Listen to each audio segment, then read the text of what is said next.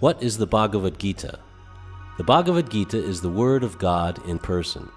It is the divine conversation between a man called Arjuna and God himself in the human form, Lord Krishna. The conversation took place in Kurukshetra, India, more than 5,000 years ago. The Bhagavad Gita answers the all-important questions of who are we? Who is God? Why do we suffer? Is there life after death? Is there life on other planets? How do we become and remain happy in this and the next life? How can we attain the kingdom of God? This is a narration of the Bhagavad Gita verses published by the Bhaktivedanta Book Trust International, Los Angeles. English translation of the Sanskrit verses by His Divine Grace A.C. Bhaktivedanta Swami Prabhupada. Narrated by Titikshava Karunaka Das, produced by Kamlesh Patel of karamsad.com.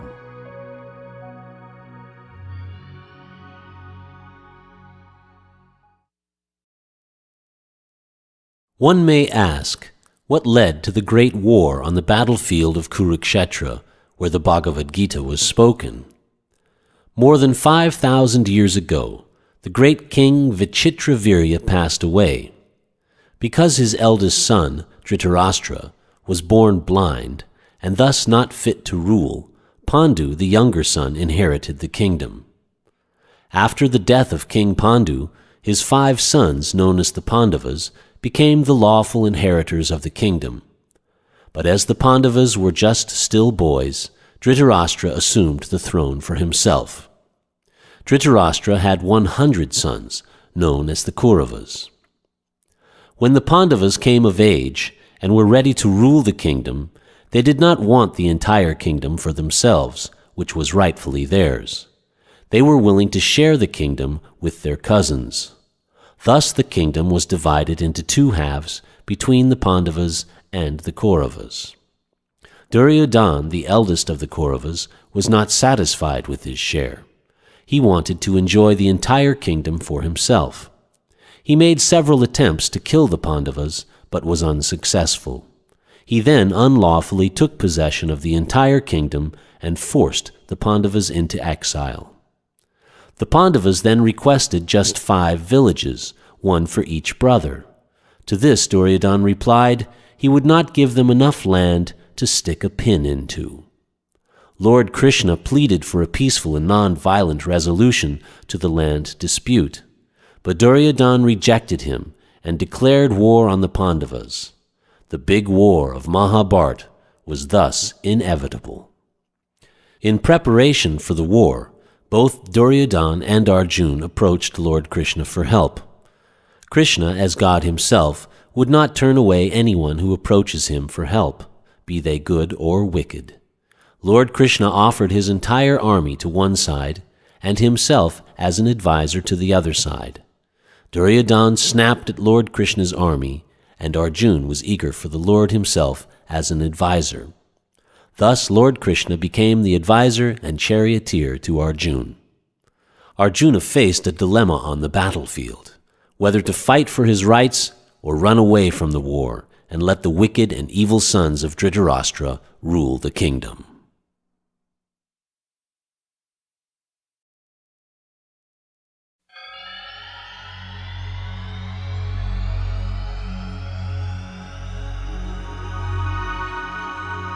Bhagavad Gita as it is, the original 1972 Macmillan edition. Chapter 1, Observing the Armies on the Battlefield of Kurukshetra. Dhritarashtra said, O Sanjaya, after assembling in the place of pilgrimage at Kurukshetra, what did my sons and the sons of Pandu do, being desirous to fight? Sanjaya said, O king, after looking over the army gathered by the sons of Pandu, King Duryodhana went to his teacher and began to speak the following words. O my teacher, behold the great army of the sons of Pandu, so expertly arranged by your intelligent disciple, the son of Drupada. Here in this army there are many heroic bowmen equal in fighting to Bhima and Arjuna. There are also great fighters like Yuyudhana, Virata, and Drupada. There are also great heroic powerful fighters like Drishtaketu, Chekitana, Kasiraj, Purujit, Kuntibhoj, and Shaibya. There are the mighty Yudhamanyu, the very powerful Uttamaja, the son of Subhadra, and the sons of Draupadi. All these warriors are great chariot fighters. O best of the Brahmanas, for your information, let me tell you about the captains who are especially qualified to lead my military force. There are personalities like yourself, Bhishma, Karna, Kripa, Ashvatthama, Vikarna, and the son of Somadatta called Bhurishrava, who are always victorious in battle.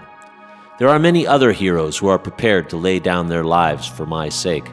All of them are well equipped with different kinds of weapons, and all are experienced in military science. Our strength is immeasurable, and we are perfectly protected by Grandfather Bhishma, whereas the strength of the Pandavas, carefully protected by Bhima, is limited. Now all of you must give full support to Grandfather Bhishma, standing at your respective strategic points in the phalanx of the army.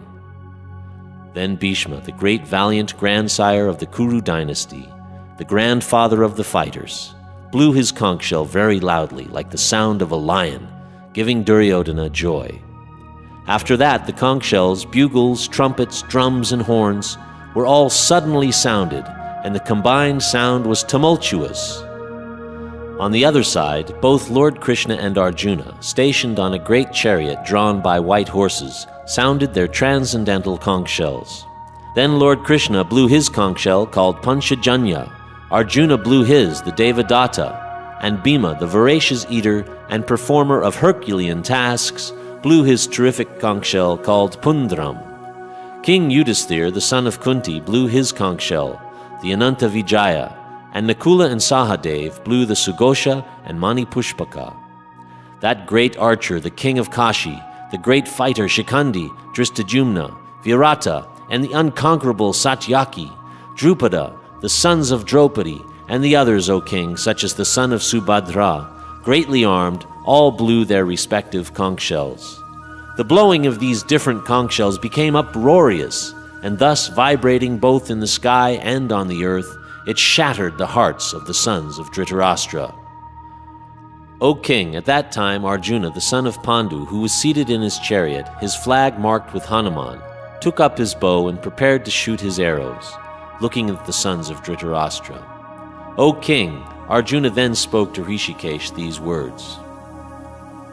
Arjuna said, O infallible one, please draw my chariot between the two armies, so that I may see who is present here, who is desirous of fighting, and with whom I must contend in this great battle attempt. Let me see those who have come here to fight, wishing to please the evil-minded son of Dhritarashtra. Sanjaya said, O descendant of Bharata, being thus addressed by Arjuna, Lord Krishna drew up the fine chariot in the midst of the armies of both parties.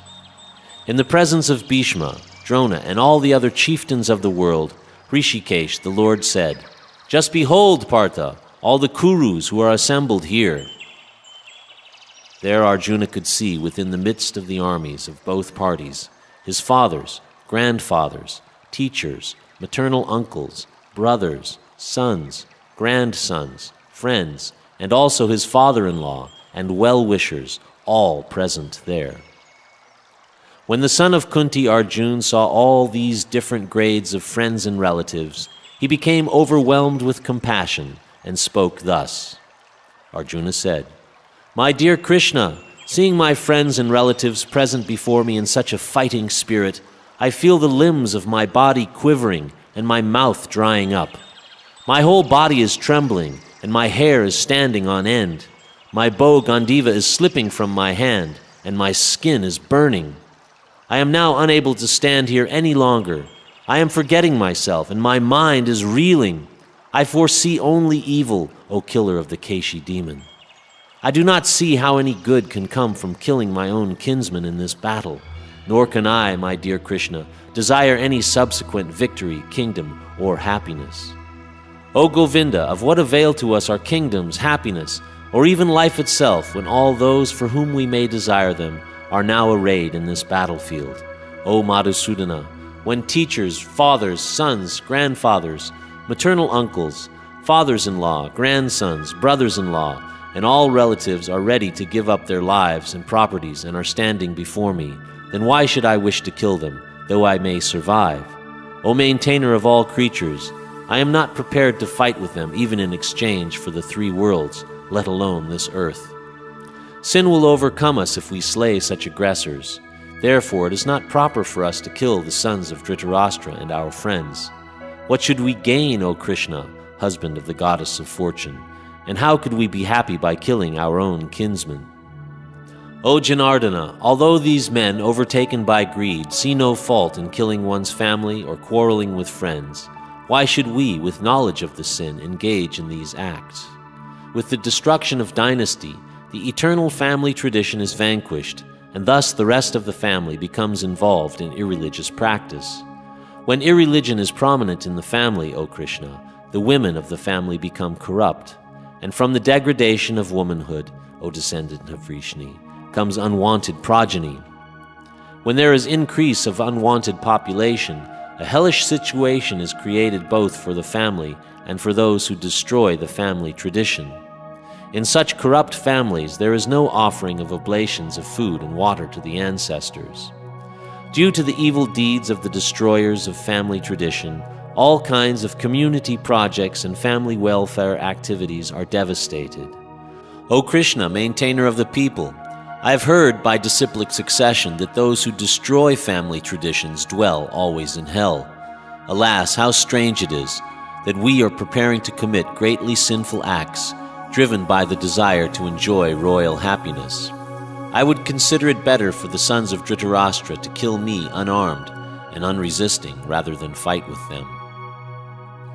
Sanjaya said, Arjuna, having thus spoken on the battlefield, cast aside his bow and arrows and sat down on the chariot, his mind overwhelmed with grief.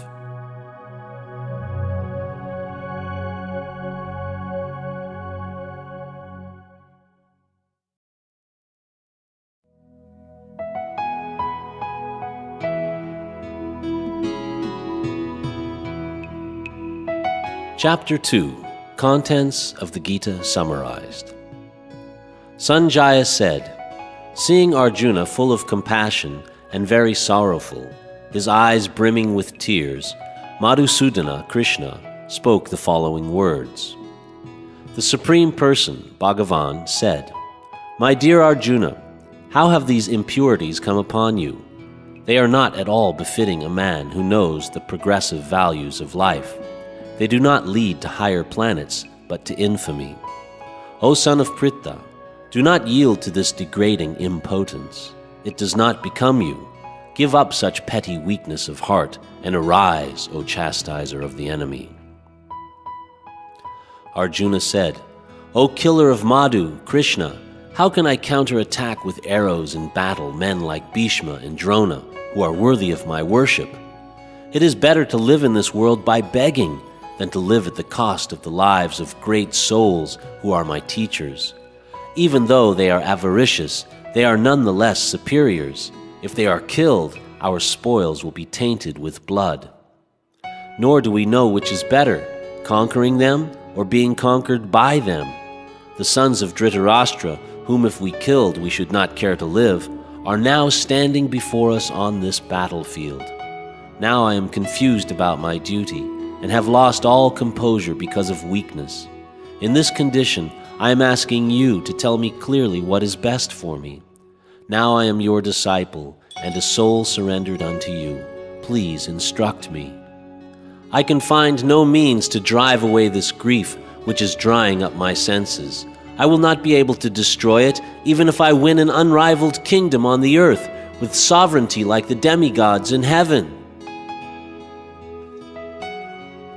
Sanjaya said, having spoken thus, Arjuna, chastiser of the enemies, told Krishna, Govinda, I shall not fight, and fell silent. O descendant of Bharata, at that time Krishna, smiling in the midst of both the armies, spoke the following words to the grief-stricken Arjuna. The blessed Lord said, While speaking learned words, you are mourning for what is not worthy of grief. Those who are wise lament neither for the living nor the dead. Never was there a time when I did not exist, nor you, nor all these kings, nor in the future shall any of us cease to be. As the embodied soul continually passes in this body from boyhood to youth to old age, the soul similarly passes into another body at death. The self-realized soul is not bewildered by such a change. O son of Kunti, the non-permanent appearance of happiness and distress and their disappearance in due course are like the appearance and disappearance of the winter and summer seasons. They arise from sense perception, O scion of Bharata, and one must learn to tolerate them without being disturbed. O best among men, Arjuna, the person who is not disturbed by happiness and distress and is steady in both is certainly eligible for liberation. Those who are seers of the truth have concluded that of the non-existent there is no endurance, and of the existent there is no cessation. This seers have concluded by studying the nature of both. Know that which pervades the entire body is indestructible. No one is able to destroy the imperishable soul. Only the material body of the indestructible, immeasurable, and eternal living entity is subject to destruction. Therefore fight, O descendant of Bharata. He who thinks that the living entity is the slayer, or that he is slain, does not understand. One who is in knowledge knows that the self slays not, nor is slain. For the soul there is never birth nor death, nor having once been, does he ever cease to be. He is unborn, eternal, ever-existing, undying, and primeval. He is not slain when the body is slain. O Partha, how can a person who knows that the soul is indestructible, unborn, eternal, and immutable kill anyone or cause anyone to kill? As a person puts on new garments, giving up old ones, similarly the soul accepts new material bodies, giving up the old and useless ones. The soul can never be cut into pieces by any weapon, nor can he be burned by fire, nor moistened by water, nor withered by the wind. This individual soul is unbreakable and insoluble, and can neither be burned nor dried. He is everlasting, all-pervading, unchangeable, immovable, and eternally the same. It is said that the soul is invisible, inconceivable, immutable, and unchangeable. Knowing this, you should not grieve for the body. If, however, you think that the soul is perpetually born and always dies, still you have no reason to lament, O mighty armed. For one who has taken his birth, death is certain, and for one who is dead, birth is certain. Therefore, in the unavoidable discharge of your duty, you should not lament. All created beings are unmanifest in their beginning, manifest in their interim state, and unmanifest again when they are annihilated. So what need is there for lamentation?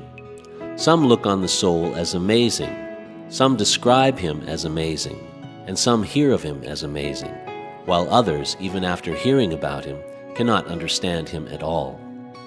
O descendant of Bharata, he who dwells in the body is eternal and can never be slain. Therefore, you need not grieve for any creature. Considering your specific duty as a Kshatriya, you should know that there is no better engagement for you than fighting on religious principles, and so there is no need for hesitation. O Partha, happy are the Kshatriyas to whom such fighting opportunities come unsought, opening for them the doors of the heavenly planets. If, however, you do not fight this religious war, then you will certainly incur sins for neglecting your duties, and thus lose your reputation as a fighter. People will always speak of your infamy, and for one who has been honored, dishonor is worse than death. The great generals who have highly esteemed your name and fame will think that you have left the battlefield out of fear only, and thus they will consider you a coward. Your enemies will describe you in many unkind words and scorn your ability. What could be more painful for you? O son of Kunti, either you will be killed on the battlefield and attain the heavenly planets, or you will conquer and enjoy the earthly kingdom. Therefore get up and fight with determination. Do thou fight for the sake of fighting, without considering happiness or distress, loss or gain, victory or defeat. And by so doing, you shall never incur sin. Thus far I have declared to you the analytical knowledge of Sankhya philosophy. Now listen to the knowledge of yoga, whereby one works without fruitive result. O son of Partha, when you act by such intelligence, you can free yourself from the bondage of works. In this endeavor there is no loss or diminution, and a little advancement on this path can protect one from the most dangerous type of fear. Those who are on this path are resolute in purpose, and their aim is one. O beloved child of the Kurus, the intelligence of those who are irresolute is many-branched. Men of small knowledge are very much attached to the flowery words of the Vedas, which recommend various fruitive activities for elevation to heavenly planets, resultant good birth, power, and so forth. Being desirous of sense gratification and opulent life, they say that there is nothing more than this. In the minds of those who are too attached to sense enjoyment and material opulence, and who are bewildered by such things, the resolute determination of devotional service to the Supreme Lord does not take place. The Vedas mainly deal with the subject of the three modes of material nature. Rise above these modes, O Arjuna. Be transcendental to all of them. Be free from all dualities and from all anxieties for gain and safety, and be established in the self. All purposes that are served by the small pond can at once be served by the great reservoirs of water. Similarly, all purposes of the Vedas can be served to one who knows the purpose behind them. You have a right to perform your prescribed duty, but you are not entitled to the fruits of action. Never consider yourself to be the cause of the results of your activities, and never be attached to not doing your duty. Be steadfast in yoga, O Arjuna. Perform your duty and abandon all attachment to success or failure. Such evenness of mind is called yoga. O Dhananjaya, rid yourself of all fruitive activities by devotional service, and surrender fully to that consciousness. Those who want to enjoy the fruits of their work are misers. A man engaged in devotional service rids himself of both good and bad actions, even in this life. Therefore strive for yoga, O Arjuna, which is the art of all work. The wise engaged in devotional service take refuge in the Lord and free themselves from the cycle of birth and death by renouncing the fruits of action in the material world. In this way they can attain that state beyond all miseries. When your intelligence has passed out of the dense forest of delusion, you shall become indifferent to all that has been heard and all that is to be heard. When your mind is no longer disturbed by the flowery language of the Vedas, and when it remains fixed in the trance of self-realization, then you will have attained the divine consciousness. Arjuna said, "What are the symptoms of one whose consciousness is thus merged in transcendence? How does he speak, and what is his language? How does he sit, and how does he walk?" The Blessed Lord said, "O Partha, when a man gives up all varieties of sense desire which arise from mental concoction, and when his mind finds satisfaction in the self alone, then he is said to be in pure transcendental consciousness. One who is not disturbed in spite of the threefold miseries, who is not elated when there is happiness, and who is free from attachment, fear, and anger, is called a sage of steady mind. He who is without attachment, who does not rejoice when he obtains good, nor lament when he obtains evil, is firmly fixed in perfect knowledge. One who is able to withdraw his senses from sense objects, as the tortoise draws his limbs within the shell, is to be understood as truly situated in knowledge. The embodied soul may be restricted from sense enjoyment, though the taste for sense objects remains. But ceasing such engagements by experiencing a higher taste, he is fixed in consciousness. The senses are so strong and impetuous, O Arjuna, that they forcibly carry away the mind even of a man of discrimination who is endeavoring to control them. One who restrains his senses and fixes his consciousness upon me is known as a man of steady intelligence. While contemplating the objects of the senses, a person develops attachment for them, and from such attachment lust develops, and from lust anger arises. From anger delusion arises, and from delusion bewilderment of memory. When memory is bewildered, intelligence is lost, and when intelligence is lost, one falls down again into the material pool. One who can control his senses by practicing the regulated principles of freedom can obtain the complete mercy of the Lord and thus become free from all attachment and aversion.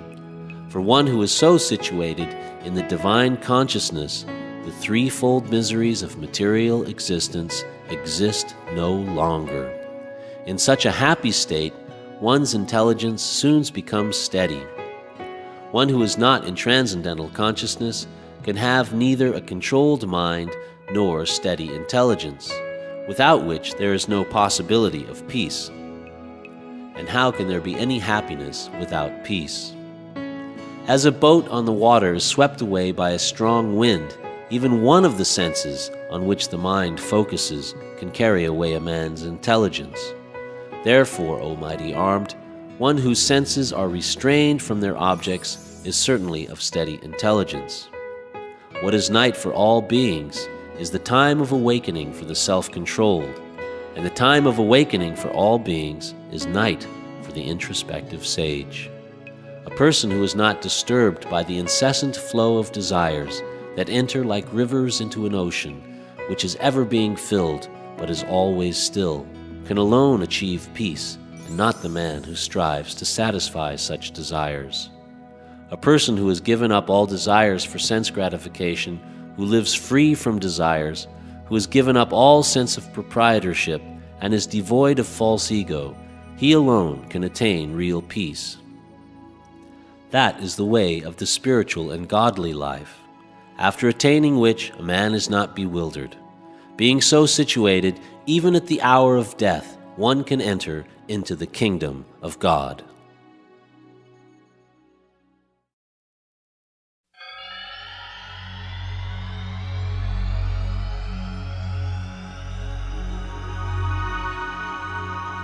Chapter 3, Karma Yoga. Arjuna said, O Janardana, O Keshava, why do you urge me to engage in this ghastly warfare, if you think that intelligence is better than fruitive work? My intelligence is bewildered by your equivocal instructions. Therefore, please tell me decisively what is most beneficial for me. The Blessed Lord said, O sinless Arjuna, I have already explained that there are two classes of men who realize the self. Some are inclined to understand him by empirical philosophical speculation, and others are inclined to know him by devotional work. Not by merely abstaining from work can one achieve freedom from reaction, nor by renunciation alone can one attain perfection. All men are forced to act helplessly according to the impulses born of the modes of material nature. Therefore, no one can refrain from doing something, not even for a moment. One who restrains the senses and organs of action, but whose mind dwells on sense objects, certainly deludes himself and is called a pretender. On the other hand, he who controls the senses by the mind and engages his active organs in works of devotion without attachment is by far superior. Perform your prescribed duty, for action is better than inaction. A man cannot even maintain his physical body without work. Work done as a sacrifice for Vishnu has to be performed. Otherwise, work binds one to this material world. Therefore, O son of Kunti, perform your prescribed duties for his satisfaction, and in that way you will always remain unattached and free from bondage. In the beginning of creation, the Lord of all creatures sent forth generations of men and demigods, along with sacrifices for Vishnu, and bless them by saying, "Be thou happy by this yajna," sacrifice, because its performance will bestow upon you all desirable things. The demigods, being pleased by sacrifices, will also please you. Thus, nourishing one another, there will reign general prosperity for all. In charge of the various necessities of life, the demigods, being satisfied by the performance of yajna, sacrifice, supply all necessities to man. But he who enjoys these gifts without offering them to the demigods in return is certainly a thief. The devotees of the Lord are released from all kinds of sins because they eat food which is offered first for sacrifice. Others who prepare food for personal sense enjoyment verily eat only sin. All living bodies subsist on food grains, which are produced from rain. Rains are produced by performance of yajna, sacrifice, and yajna is born of prescribed duties. Regulated activities are prescribed in the Vedas, and the Vedas are directly manifested from the Supreme Personality of Godhead. Consequently, the all-pervading transcendence is eternally situated in acts of sacrifice. My dear Arjuna, a man who does not follow this prescribed Vedic system of sacrifice certainly leads a life of sin. For a person delighting only in the senses lives in vain. One who is, however, taking pleasure in the self, who is illumined in the self, who rejoices in and is satisfied with the self only, fully satiated, for him there is no duty. A self-realized man has no purpose to fulfill in the discharge of his prescribed duties, nor has he any reason not to perform such work, nor has he any need to depend on any other living being. Therefore, without being attached to the fruits of activities, one should act as a matter of duty, for by working without attachment, one attains the supreme. Even kings like Janaka and others attained the perfectional stage by performance of prescribed duties. Therefore, just for the sake of educating the people in general, you should perform your work.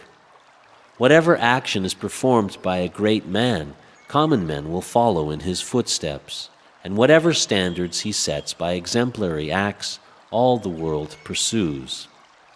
O son of Pritha, there is no work prescribed for me within all the 3 planetary systems, nor am I in want of anything, nor have I need to obtain anything, and yet I am engaged in work. For if I did not engage in work, O Partha, certainly all men would follow my path. If I should cease to work, then all these worlds would be put to ruination. I would also be the cause of creating unwanted population, and I would thereby destroy the peace of all sentient beings. As the ignorant perform their duties with attachment to results, similarly the learned may also act, but without attachment, for the sake of leading people on the right path. Let not the wise disrupt the minds of the ignorant who are attached to fruit of action. They should not be encouraged to refrain from work, but to engage in work in the spirit of devotion. The bewildered spirit soul, under the influence of the 3 modes of material nature, thinks himself to be the doer of activities, which are in actuality carried out by nature. One who is in knowledge of the absolute truth, O mighty armed, does not engage himself in the senses and sense gratification, knowing well the differences between work and devotion and work for fruitive results. Bewildered by the modes of material nature, the ignorant fully engage themselves in material activities and become attached, but the wise should not unsettle them, although these duties are inferior due to the performer's lack of knowledge. Therefore, O Arjuna, surrendering all your works unto me, with mind intent on me, and without desire for gain, and free from egoism and lethargy, fight. One who executes his duties according to my injunctions, and who follows this teaching faithfully, without envy, becomes free from the bondage of fruitive actions. But those who out of envy disregard these teachings and do not practice them regularly are to be considered bereft of all knowledge, befooled, and doomed to ignorance and bondage. Even a man of knowledge acts according to his own nature, for everyone follows his nature. What can repression accomplish? Attraction and repulsion for sense objects are felt by the embodied beings, but one should not fall under the control of senses and sense objects, because they are stumbling blocks on the path of self-realization. It is far better to discharge one's prescribed duties, even though they may be faulty, than another's duties. Destruction in the course of performing one's own duty is better than engaging in another's duties, for to follow another's path is dangerous. Arjuna said, O descendant of Vrishni, by what is one impelled to sinful acts, even unwillingly, as if engaged by force? The blessed Lord said, It is lust only, Arjuna, which is born of contact with the material modes of passion and later transformed into wrath, and which is the all-devouring, sinful enemy of this world.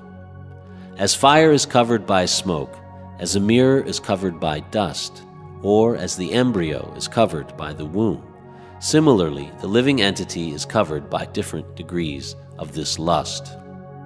Thus, a man's pure consciousness is covered by his eternal enemy in the form of lust, which is never satisfied and which burns like fire.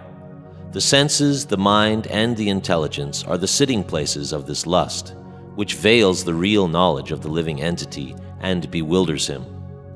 Therefore, O Arjuna, best of the Bharatas, in the very beginning curb this great symbol of sin, lust, by regulating the senses, and slay this destroyer of knowledge and self-realization. The working senses are superior to dull matter. Mind is higher than the senses, intelligence is still higher than the mind, and he, the soul, is even higher than the intelligence. Thus, knowing oneself to be transcendental to material senses, mind, and intelligence, one should control the lower self by the higher self, and thus, by spiritual strength, conquer this insatiable enemy known as lust.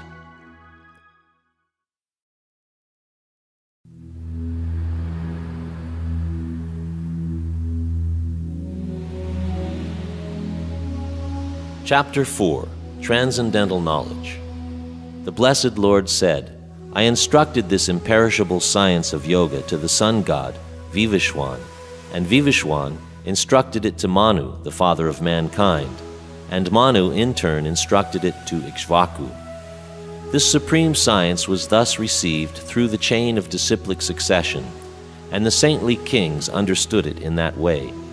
But in due course of time the succession was broken, and therefore the science as it is appears to be lost. That very ancient science of the relationship with the Supreme is today told by me to you, because you are my devotee as well as my friend. Therefore you can understand the transcendental mystery of this science. Arjuna said, The sun god Vivishwan is senior by birth to you. How am I to understand that in the beginning you instructed this science to him? The Blessed Lord said, Many, many births both you and I have passed. I can remember all of them, but you cannot, O subduer of the enemy. Although I am unborn and my transcendental body never deteriorates, and although I am the Lord of all sentient beings, I still appear in every millennium in my original transcendental form. Whenever and wherever there is a decline in religious practice, O descendant of Bharata, and a predominant rise of irreligion, at that time I descend myself. In order to deliver the pious and to annihilate the miscreants, as well as to re-establish the principles of religion, I advent myself millennium after millennium. One who knows the transcendental nature of my appearance and activities does not, upon leaving the body, take his birth again in this material world, but attains my eternal abode, O Arjuna. Being freed from attachment, fear, and anger, being fully absorbed in me, and taking refuge in me, many, many persons in the past became purified by knowledge of me, and thus they all attained transcendental love for me. All of them, as they surrender unto me, I reward accordingly. Everyone follows my path in all respects, O son of Pritha. Men in this world desire success and fruit of activities, and therefore they worship the demigods. Quickly, of course, men get results from fruit of work in this world. According to the three modes of material nature and the work ascribed to them, the four divisions of human society were created by me. And although I am the creator of this system, you should know that I am yet the non-doer, being unchangeable. There is no work that affects me, nor do I aspire for the fruits of action. One who understands this truth about me also does not become entangled in the fruit of reactions of work. All the liberated souls in ancient times acted with this understanding, and so attained liberation. Therefore, as the ancients, you should perform your duty in this divine consciousness. Even the intelligent are bewildered in determining what is action and what is inaction. Now I shall explain to you what action is, knowing which you shall be liberated from all sins. The intricacies of action are very hard to understand. Therefore, one should know properly what action is, what forbidden action is, and what inaction is. One who sees inaction in action and action in inaction is intelligent among men, and he is in the transcendental position, although engaged in all sorts of activities. One is understood to be in full knowledge whose every act is devoid of desire for sense gratification. He is said by sages to be a worker whose fruit of action is burned up by the fire of perfect knowledge. Abandoning all attachment to the results of his activities, ever satisfied and independent, he performs no fruit of action, although engaged in all kinds of undertakings.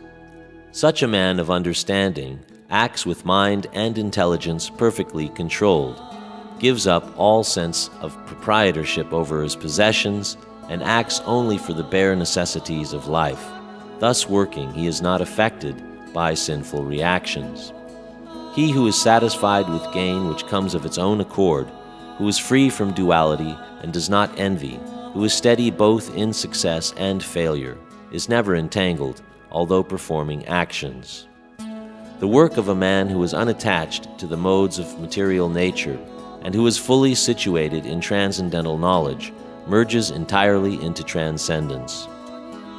A person who is fully absorbed in Krishna consciousness is sure to attain the spiritual kingdom because of his full contribution to spiritual activities, in which the consummation is absolute and that which is offered is of the same spiritual nature.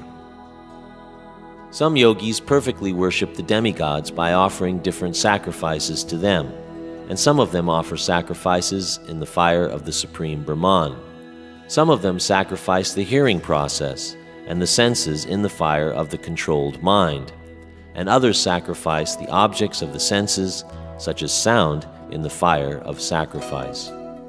Those who are interested in self-realization in terms of mind and sense control offer the functions of all the senses as well as the vital force, breath, as oblations into the fire of the controlled mind. There are others who, enlightened by sacrificing their material possessions in severe austerities, take strict vows and practice the yoga of eightfold mysticism, and others study the Vedas for the advancement of transcendental knowledge.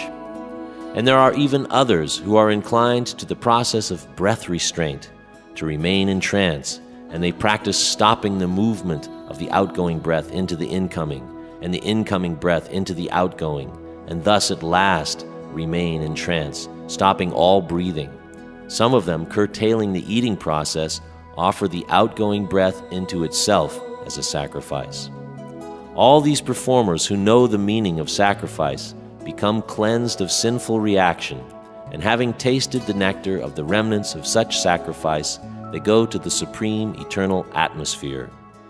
O best of the Kuru dynasty, without sacrifice one can never live happily on this planet or in this life. What then of the next? All these different types of sacrifice are approved by the Vedas, and all of them are born of different types of work. Knowing them as such, you will become liberated. O chastiser of the enemy, the sacrifice of knowledge is greater than the sacrifice of material possessions. O son of Pritha, after all, the sacrifice of work culminates in transcendental knowledge. Just try to learn the truth by approaching a spiritual master. Inquire from him submissively and render service unto him. The self-realized soul can impart knowledge unto you because he has seen the truth. And when you have thus learned the truth, you will know that all living beings are but part of me, and that they are in me and are mine. Even if you are considered to be the most sinful of all sinners, when you are situated in the boat of transcendental knowledge, you will be able to cross over the ocean of miseries. As the blazing fire turns firewood to ashes, O Arjun, so does the fire of knowledge burn to ashes all reactions to material activities. In this world there is nothing so sublime and pure as transcendental knowledge. Such knowledge is the mature fruit of all mysticism, and one who has achieved this enjoys the self within himself in due course of time. A faithful man who is absorbed in transcendental knowledge and who subdues his senses quickly attains the supreme spiritual peace. But ignorant and faithless persons who doubt the revealed scriptures do not attain God consciousness. For the doubting soul, there is happiness neither in this world nor in the next. Therefore, one who has renounced the fruits of his action, whose doubts are destroyed by transcendental knowledge, and who is situated firmly in the self, is not bound by works, O conqueror of riches. Therefore, the doubts which have arisen in your heart out of ignorance should be slashed by the weapon of knowledge. Armed with yoga, O Bharata, stand and fight.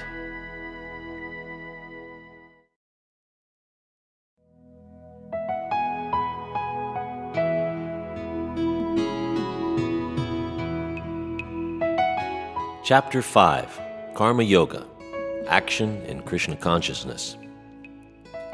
Arjuna said, O Krishna, first of all you ask me to renounce work, and then again you recommend work with devotion. Now will you kindly tell me, definitely, which of the two is more beneficial? The Blessed Lord said, the renunciation of work and work in devotion are both good for liberation, but of the two, work in devotional service is better than renunciation of works. One who neither hates nor desires the fruits of his activities is known to be always renounced. Such a person, liberated from all dualities, easily overcomes material bondage and is completely liberated, O mighty armed Arjun. Only the ignorant speak of karma yoga and devotional service as being different from the analytical study of the material world, Sankhya. Those who are actually learned say that he who applies himself well to one of these paths achieves the results of both. One who knows that the position reached by means of renunciation can also be attained by works in devotional service, and who therefore sees that the path of works and the path of renunciation are one, sees things as they are. Unless one is engaged in the devotional service of the Lord, mere renunciation of activities cannot make one happy. The sages, purified by works of devotion, achieve the supreme without delay. One who works in devotion, who is a pure soul, and who controls his mind and senses, is dear to everyone, and everyone is dear to him. Although always working, such a man is never entangled. A person in the divine consciousness, although engaged in seeing, hearing, touching, smelling, eating, moving about, sleeping, and breathing, always knows within himself that he actually does nothing at all. Because while speaking, evacuating, receiving, opening, or closing his eyes, he always knows that only the material senses are engaged with their objects, and that he is aloof from them. One who performs his duty without attachment, surrendering the results unto the Supreme God, is not affected by sinful action, as the lotus leaf is untouched by water. The yogis, abandoning attachment, act with body, mind, intelligence, and even with the senses, only for the purpose of purification. The steadily devoted soul attains unadulterated peace, because he offers the result of all activities to me, whereas a person who is not in union with the divine, who is greedy for the fruits of his labor, becomes entangled. When the embodied living being controls his nature and mentally renounces all actions, he resides happily in the city of 9 gates, the material body, neither working nor causing work to be done. The embodied spirit, master of the city of his body, does not create activities, nor does he induce people to act, nor does he create the fruits of action. All this is enacted by the modes of material nature. Nor does the Supreme Spirit assume anyone's sinful or pious activities. Embodied beings, however, are bewildered because of the ignorance which covers their real knowledge. When, however, one is enlightened with the knowledge by which nescience is destroyed, then his knowledge reveals everything, as the sun lights up everything in the daytime. When one's intelligence, mind, faith, and refuge are all fixed in the Supreme, then one becomes fully cleansed of misgivings through complete knowledge, and thus proceeds straight on the path of liberation. The humble sage, by virtue of true knowledge, sees with equal vision a learned and gentle Brahmana, a cow, an elephant, a dog, and a dog-eater, outcast. Those whose minds are established in sameness and equanimity have already conquered the conditions of birth and death. They are flawless like Brahman, and thus they are already situated in Brahman. A person who neither rejoices upon achieving something pleasant, nor laments upon obtaining something unpleasant, who is self-intelligent, unbewildered, and who knows the science of God, is to be understood as already situated in transcendence.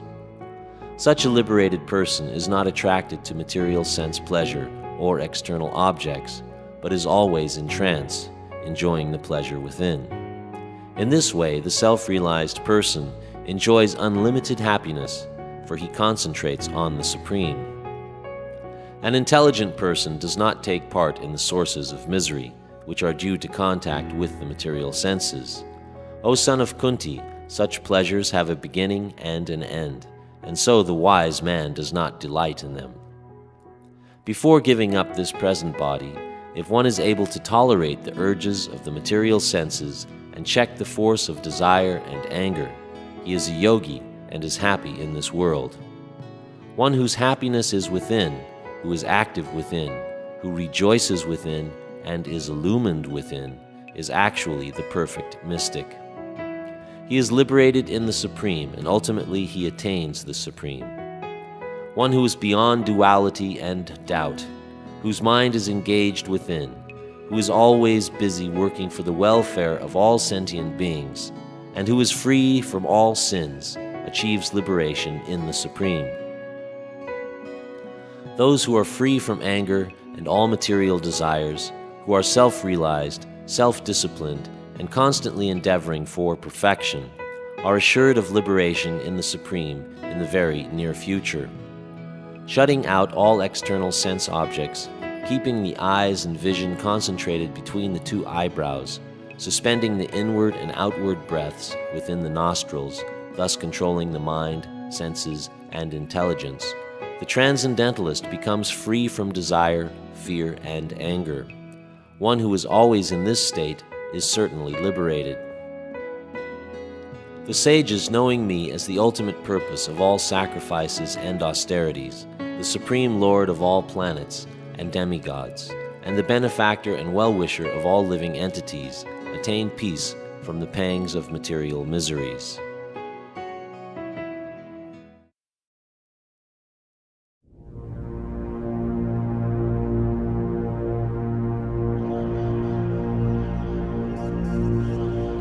Chapter 6, Sankhya Yoga. The Blessed Lord said, "One who is unattached to the fruits of his work, and who works as he is obligated, is in the renounced order of life, and he is the true mystic, not he who lights no fire and performs no work." What is called renunciation is the same as yoga, or linking oneself with the Supreme, for no one can become a yogi unless he renounces the desire for sense gratification.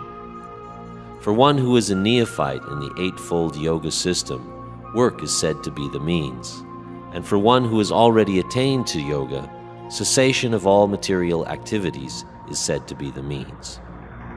A person is said to have attained to yoga when, having renounced all material desires, he neither acts for sense gratification nor engages in fruitive activities. A man must elevate himself by his own mind and not degrade himself. The mind is the friend of the conditioned soul and his enemy as well. For him who has conquered the mind is the best of friends, but for one who has failed to do so, his very mind will be the greatest enemy. For one who has conquered the mind, the supersoul is already reached, for he has attained tranquility. To such a man, happiness and distress, heat and cold, honor and dishonor are all the same. A person is said to be established in self-realization and is called a yogi or mystic when he is fully satisfied by virtue of acquired knowledge and realization. Such a person is situated in transcendence and is self-controlled. He sees everything, whether it be pebbles, stones, or gold, as the same. A person is said to be still further advanced when he regards all, the honest well-wisher, friends and enemies, the envious, the pious, the sinner, and those who are indifferent and impartial with an equal mind. A transcendentalist should always try to concentrate his mind on the Supreme Self. He should live alone in a secluded place and should always carefully control his mind. He should be free from desire and feelings of possessiveness. To practice yoga, one should go to a secluded place and should lay kusha grass on the ground and then cover it with a deerskin and a soft cloth. The seat should neither be too high nor too low, and should be situated in a sacred place. The yogi should then sit on it very firmly and should practice yoga by controlling the mind and the senses, purifying the heart and fixing the mind on one point. One should hold one's body, neck, and head erect in a straight line and stare steadily at the tip of the nose. Thus, with an unagitated, subdued mind, devoid of fear, completely free from sex life, one should meditate upon me within the heart and make me the ultimate goal of life. Thus, practicing control of the body, mind, and activities, the mystic transcendentalist attains to the kingdom of God, or the abode of Krishna, by cessation of material existence. There is no possibility of one's becoming a yogi, O Arjuna, if one eats too much, or eats too little, sleeps too much, or does not sleep enough. He who is temperate in his habits of eating, sleeping, working, and recreation can mitigate all the material pains by practicing the yoga system. When the yogi, by practice of yoga, disciplines his mental activities and becomes situated in transcendence, devoid of all material desires, he is said to have attained yoga. As a lamp in a windless place does not waver, so the transcendentalist, whose mind is controlled, remains always steady in his meditation on the transcendent self. The stage of perfection is called trance or samadhi, when one's mind is completely restrained from material mental activities by practice of yoga. This is characterized by one's ability to see the self by the pure mind and to relish and rejoice in the self. In that joyous state, one is situated in boundless transcendental happiness and enjoys himself through transcendental senses. Established thus, one never departs from the truth, and upon gaining this, he thinks there is no greater gain. Being situated in such a position, one is never shaken even in the midst of greatest difficulty. This indeed is actual freedom from all miseries arising from material contact. One should engage oneself in the practice of yoga with undeviating determination and faith. One should abandon without exception all material desires born of false ego and thus control all the senses on all sides by the mind. Gradually, step by step, with full conviction, one should become situated in trance by means of intelligence, and thus the mind should be fixed on the self alone and should think of nothing else. From whatever and wherever the mind wanders due to its flickering and unsteady nature, one must certainly withdraw it and bring it back under the control of the self. The yogi whose mind is fixed on me verily attains the highest happiness. By virtue of his identity with Brahman, he is liberated, his mind is peaceful, his passions are quieted, and he is freed from sin. Steady in the self, being freed from all material contamination, the yogi achieves the highest perfectional stage of happiness in touch with the supreme consciousness. A true yogi observes me in all beings, and also sees every being in me. Indeed, the self-realized man sees me everywhere. For one who sees me everywhere and sees everything in me, I am never lost, nor is he ever lost to me. The yogi who knows that I and the Supersoul within all creatures are one worships me and remains always in me in all circumstances. He is a perfect yogi who, by comparison to his own self, sees the true equality of all beings, both in their happiness and distress, O Arjuna. Arjuna said, O Madhusudana, the system of yoga which you have summarized appears impractical and unendurable to me, for the mind is restless and unsteady. For the mind is restless, turbulent, obstinate, and very strong, O Krishna, and to subdue it, it seems to me, more difficult than controlling the wind.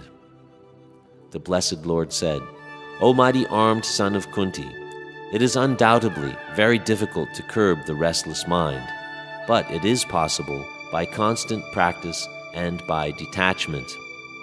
For one whose mind is unbridled, self-realization is difficult work, but he whose mind is controlled and who strives by right means is assured of success. That is my opinion.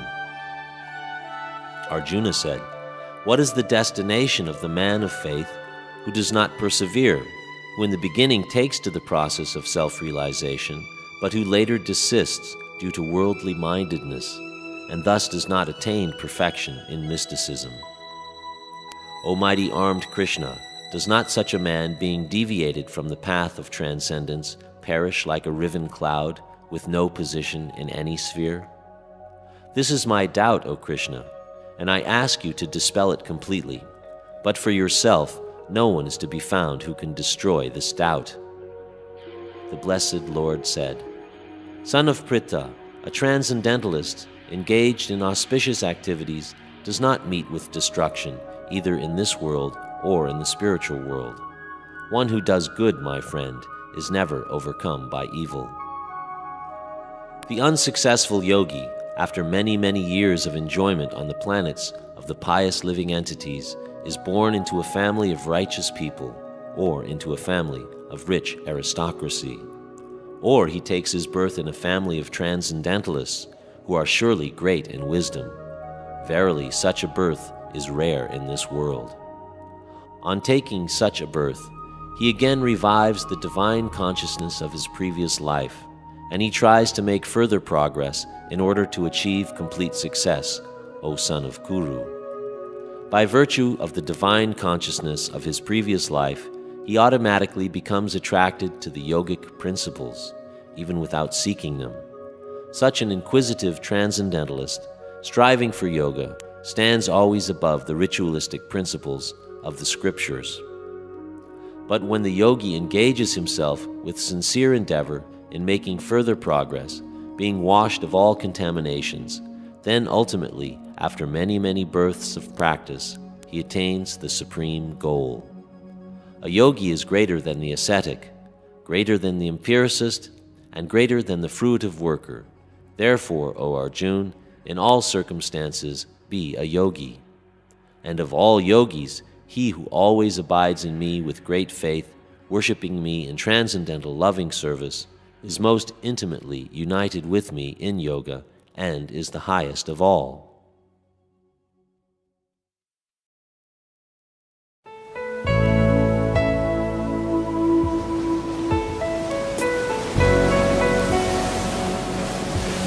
Chapter 7. Knowledge of the Absolute. Now hear, O son of Pritha, Arjuna, how by practicing yoga in full consciousness of me, with mind attached to me, you can know me in full, free from doubt.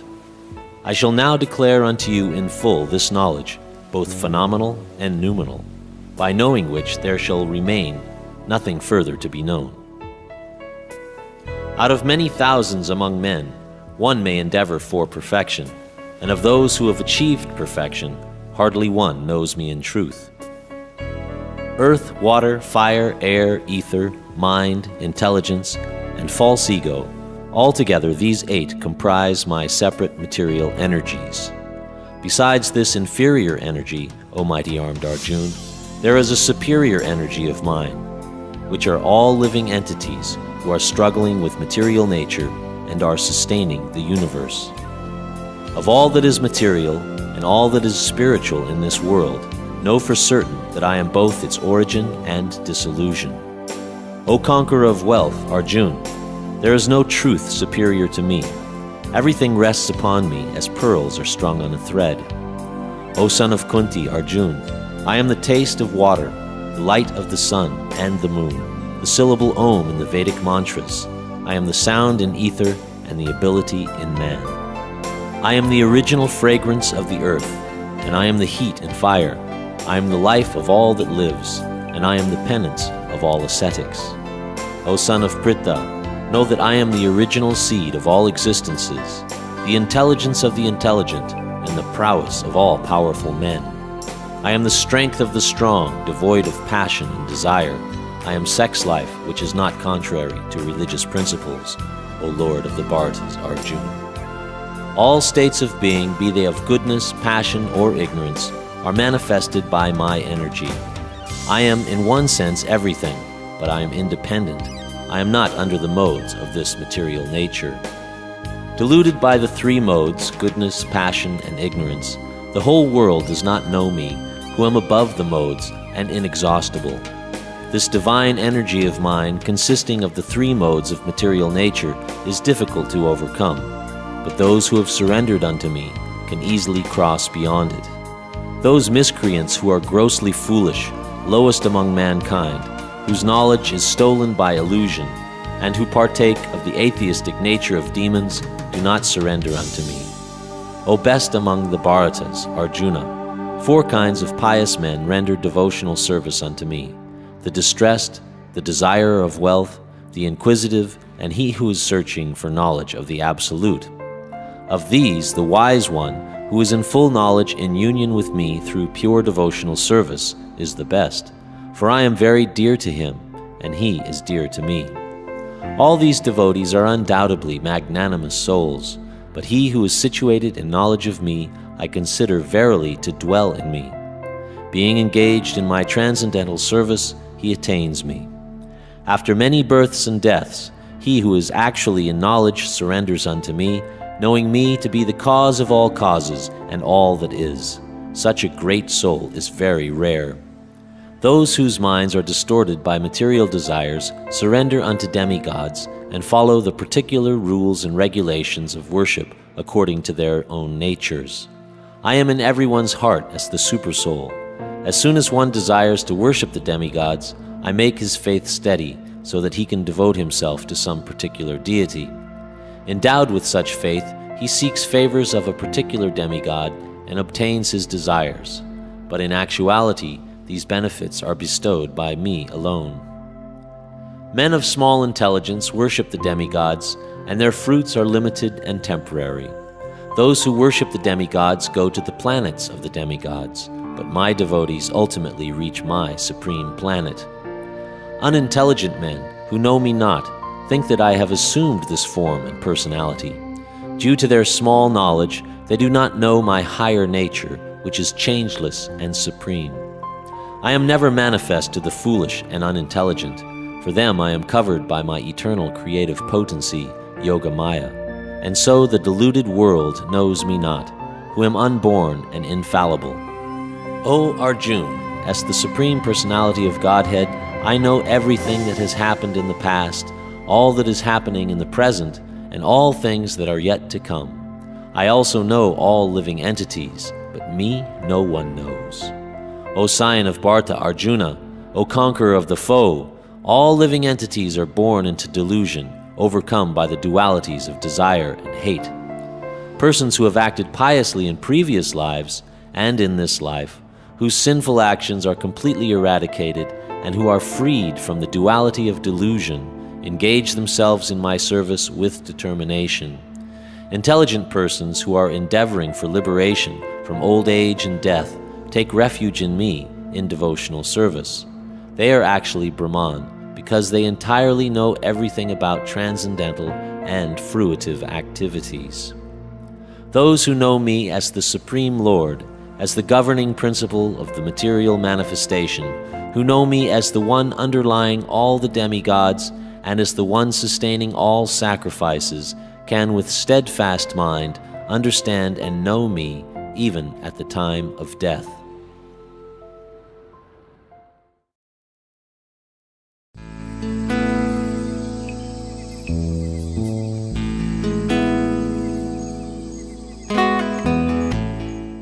Chapter 8. Attaining the Supreme. Arjuna inquired, O my Lord, O Supreme Person, what is Brahman? What is the Self? What are fruitive activities? What is this material manifestation? And what are the demigods? Please explain this to me. How does this Lord of Sacrifice live in the body? And in which part does he live, O Madhusudana? And how can those engaged in devotional service know you at the time of death? The Supreme Lord said, the indestructible, transcendental living entity is called Brahman, and his eternal nature is called the Self. Action pertaining to the development of these material bodies is called karma, or fruitive activities. Physical nature is known to be endlessly mutable. The universe is the cosmic form of the Supreme Lord, and I am that Lord represented as the Supersoul, dwelling in the heart of every embodied being. And whoever at the time of death quits his body, remembering me alone, at once attains my nature. Of this there is no doubt. Whatever state of being one remembers when he quits his body, that state he will attain without fail. Therefore, Arjuna, you should always think of me in the form of Krishna, and at the same time carry out your prescribed duty of fighting. With your activities dedicated to me, and your mind and intelligence fixed on me, you will attain me without doubt. He who meditates on the Supreme Personality of Godhead, his mind constantly engaged in remembering me, undeviated from the path, he, O Partha, Arjuna, is sure to reach me. One should meditate upon the Supreme Person as the one who knows everything, as he who is the oldest, who is the controller, who is smaller than the smallest, who is the maintainer of everything, who is beyond all material conception, who is inconceivable, and who is always a person. He is luminous like the sun, and being transcendental, is beyond this material nature. One who at the time of death fixes his life air between the eyebrows, and in full devotion engages himself in remembering the Supreme Lord, will certainly attain to the Supreme Personality of Godhead. Persons learned in the Vedas, who utter Omkara, and who are great sages in the renounced order, enter Brahman. Desiring such perfection, one practices celibacy. I shall now explain to you this process by which one may attain salvation. The yogic situation is that of detachment from all sensual engagements. Closing all the doors of the senses and fixing the mind on the heart and the life air at the top of the head, one establishes himself in yoga. After being situated in this yoga practice and vibrating the sacred syllable Om, the supreme combination of letters, if one thinks of the Supreme Personality of Godhead and quits his body, he will certainly reach the spiritual planets. For one who remembers me without deviation, I am easy to obtain, O son of Pritha, because of his constant engagement in devotional service. After attaining me, the great souls who are yogis in devotion never return to this temporary world, which is full of miseries, because they have attained the highest perfection. From the highest planet in the material world down to the lowest, all are places of misery, wherein repeated birth and death take place. But one who attains to my abode, O son of Kunti, never takes birth again. By human calculation, 1,000 ages taken together is the duration of Brahma's one day, and such also is the duration of his night. When Brahma's day is manifest, this multitude of living entities comes into being, and at the arrival of Brahma's night, they are all annihilated. Again and again the day comes, and this host of beings is active, and again the night falls of Partha, and they are helplessly dissolved. Yet there is another nature, which is eternal, and is transcendental to this manifested and unmanifested matter. It is supreme and never annihilated. When all this world is annihilated, that part remains as it is. That supreme abode is called unmanifested and infallible. It is the supreme destination. When one goes there, he never comes back.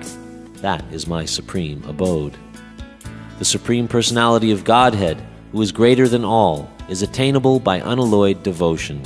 Although he is present in his abode, he is all-pervading, and everything is situated within him. O best of the Bharatas, I shall now explain to you the different times at which, passing away from this world, one does or does not come back. Those who know the Supreme Brahman pass away from the world during the influence of the fiery god, in the light, at an auspicious moment, during the fortnight of the moon, and the 6 months when the sun travels in the north. The mystic who passes away from this world during the smoke, the night, the moonlight fortnight, or in the 6 months when the sun passes to the south, or who reaches the moon planet, again comes back. According to the Vedas, there are 2 ways of passing from this world, one in light and one in darkness. When one passes in light, he does not come back, but when one passes in darkness, he returns. The devotees who know these 2 paths, O Arjuna, are never bewildered. Therefore, be always fixed in devotion. A person who accepts the path of devotional service is not bereft of the results derived from studying the Vedas, performing austere sacrifices, giving charity, or pursuing philosophical and fruitive activities. At the end, he reaches the supreme abode.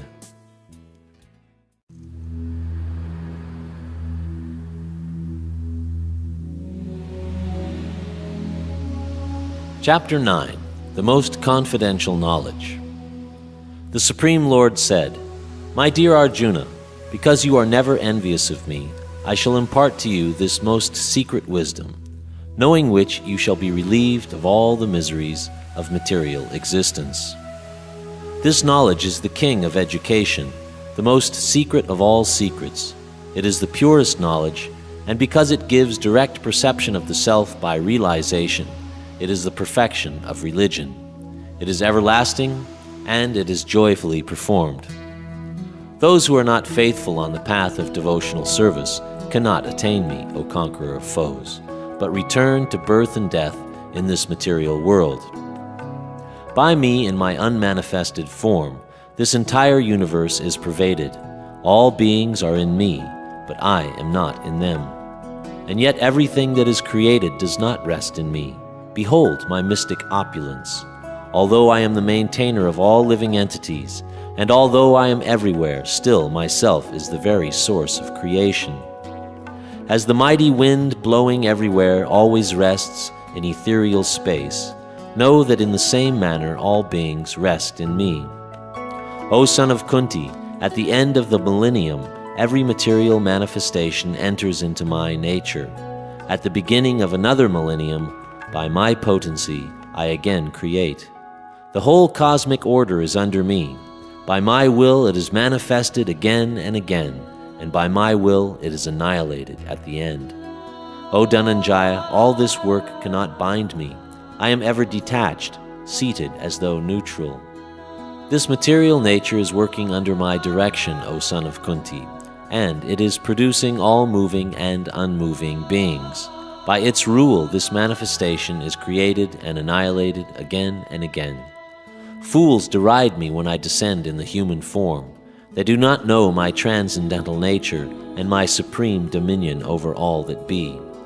Those who are thus bewildered are attracted by demoniac and atheistic views. In that deluded condition, their hopes for liberation, their fruitive activities, and their culture of knowledge are all defeated. O son of Pritha, those who are not deluded, the great souls, are under the protection of the divine nature. They are fully engaged in devotional service because they know me as the Supreme Personality of Godhead, original and inexhaustible. Always chanting my glories, endeavoring with great determination, bowing down before me, these great souls perpetually worship me with devotion. Others who are engaged in the cultivation of knowledge worship the Supreme Lord as the one without a second, diverse in many and in the universal form. But it is I who am the ritual, I the sacrifice, the offering to the ancestors, the healing herb, the transcendental chant. I am the butter and the fire and the offering. I am the father of this universe, the mother, the support, and the grandsire. I am the object of knowledge, the purifier and the syllable Om. I am also the Rig, the Sama, and the Yajur Vedas. I am the goal, the sustainer, the master, the witness, the abode, the refuge, and the most dear friend. I am the creation and the annihilation, the basis of everything, the resting place, and the eternal seed. O Arjuna, I control heat, the rain, and the drought. I am immortality, and I am also death personified. Both being and non-being are in me. Those who study the Vedas and drink the Soma juice, seeking the heavenly planets, worship me indirectly. They take birth on the planet of Indra, where they enjoy godly delights. When they have thus enjoyed heavenly sense pleasure, they return to this mortal planet again. Thus, through the Vedic principles, they achieve only flickering happiness. But those who worship me with devotion, meditating on my transcendental form, to them I carry what they lack and preserve what they have.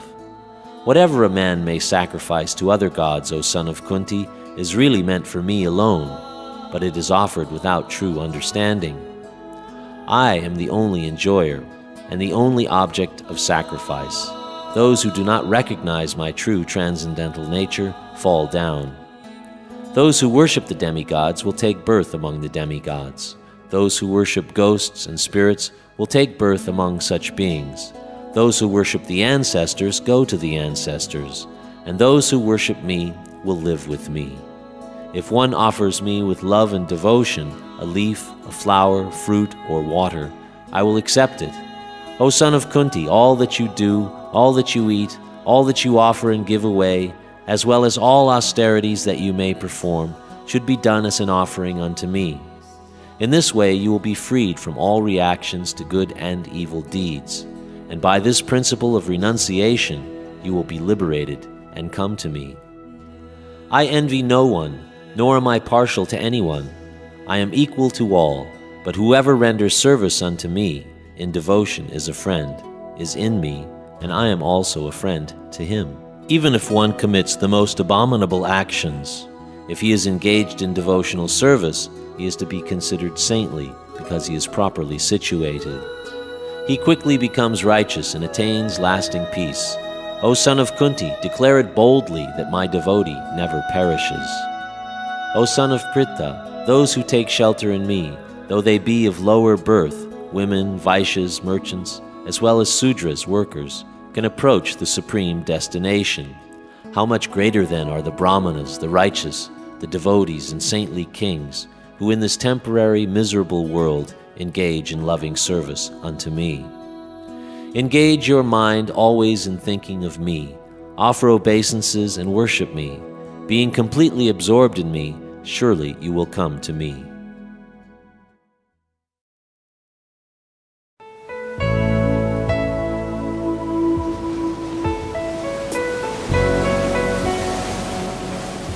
Chapter 10. The Opulence of the Absolute. The Supreme Lord said, My dear friend, mighty armed Arjuna, listen again to my supreme word, which I shall impart to you for your benefit, and which will give you great joy. Neither the hosts of demigods nor the great sages know my origin, for in every respect I am the source of the demigods and the sages. He who knows me as the unborn, as the beginningless, as the supreme Lord of all the worlds, he, undiluted among men, is freed from all sins. Intelligence, knowledge, freedom from doubt and delusion, forgiveness, truthfulness, self-control and calmness, pleasure and pain, birth, death, fear, fearlessness, non-violence, equanimity, satisfaction, austerity, charity, fame, and infamy are created by me alone. The 7 great sages, and before them the 4 other great sages, and the Manus, progenitors of mankind, are born out of my mind, and all creatures in these planets descend from them. He who knows in truth this glory and power of mine engages in unalloyed devotional service. Of this there is no doubt. I am the source of all spiritual and material worlds. Everything emanates from me. The wise who know this perfectly engage in my devotional service and worship me with all their hearts. The thoughts of my pure devotees dwell in me. Their lives are surrendered to me, and they derive great satisfaction and bliss, enlightening one another and conversing about me. To those who are constantly devoted and worship me with love, I give the understanding by which they can come to me. Out of compassion for them, I, dwelling in their hearts, destroy with the shining lamp of knowledge the darkness born of ignorance.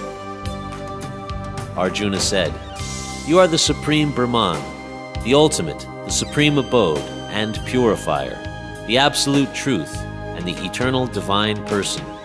You are the primal God, transcendental and original, and you are the unborn and all-pervading beauty. All the great sages such as Narada, Asita, Devala, and Vyas proclaim this of you, and now you yourself are declaring it to me. O Krishna, I totally accept as truth all that you have told me. Neither the gods nor demons, O Lord, know thy personality.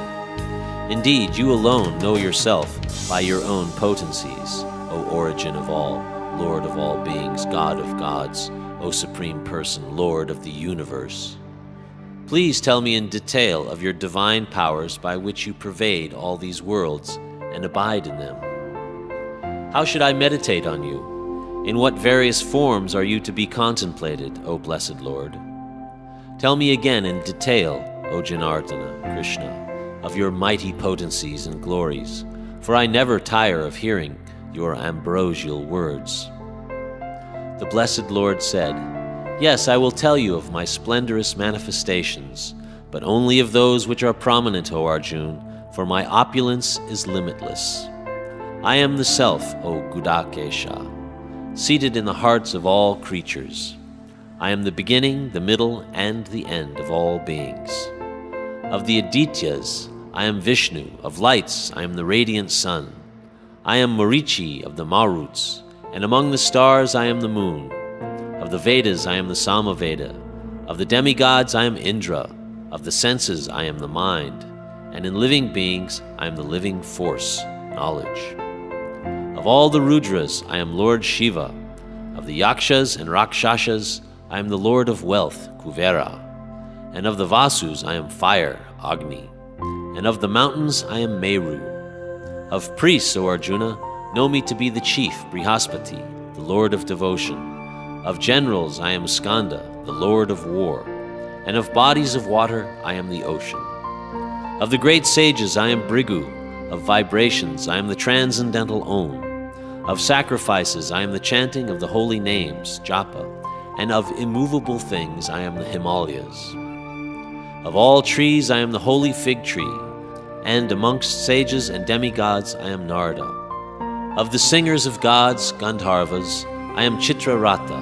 And among perfected beings, I am the sage Kapila. Of horses know me to be Uchaishrava, who rose out of the ocean, born of the elixir of immortality. Of lordly elephants, I am Airavata, and among men I am the monarch. Of weapons, I am the thunderbolt. Among cows, I am the Surabi, giver of abundant milk. Of procreators, I am Kandarpa, the god of love. and of serpents I am Vasuki, the chief. Of celestial Naga snakes I am Ananta. Of the aquatic deities I am Varuna. Of departed ancestors I am Aryama. And among the dispensers of law I am Yama, the lord of death. Among the Daitya demons I am the devoted Prahlad. Among subduers I am Time. And among the beasts I am the lion. Among birds I am Garuda, the feathered carrier of Vishnu. Of purifiers I am the wind. Of the wielders of weapons I am Rama. Of fishes I am the shark. And of flowing rivers I am the Ganges. Of all creations I am the beginning and the end, and also the middle, O Arjuna. Of all sciences I am the spiritual science of the self, and among logicians I am the conclusive truth. Of letters I am the letter A, and among compounds I am the dual word. I am also inexhaustible time, and of creators I am Brahma, whose many-fold faces turn everywhere. I am all-devouring death, and I am the generator of all things yet to be. Among women I am fame, fortune, speech, memory, intelligence, faithfulness, and patience. Of hymns I am the Brihat Sama, sung to the Lord Indra, and of poetry I am the Gayatri verse, sung daily by Brahmanas. Of months I am November and December, and of seasons I am flower-bearing spring. I am also the gambling of cheats, and of the splendid I am the splendor. I am victory, I am adventure, and I am the strength of the strong. Of the descendants of Vrishni I am Vasudev, and of the Pandavas I am Arjuna. Of the sages I am Vyas, and among great thinkers I am Ushana. Among punishments I am the rod of chastisement, and of those who seek victory I am morality. Of secret things I am silence, and of the wise I am wisdom. Furthermore, O Arjuna, I am the generating seed of all existence. There is no being, moving or unmoving, that can exist without me. O mighty conqueror of enemies, there is no end to my divine manifestations. What I have spoken to you is but a mere indication of my infinite opulences. Know that all beautiful, glorious, and mighty creations spring from but a spark of my splendor.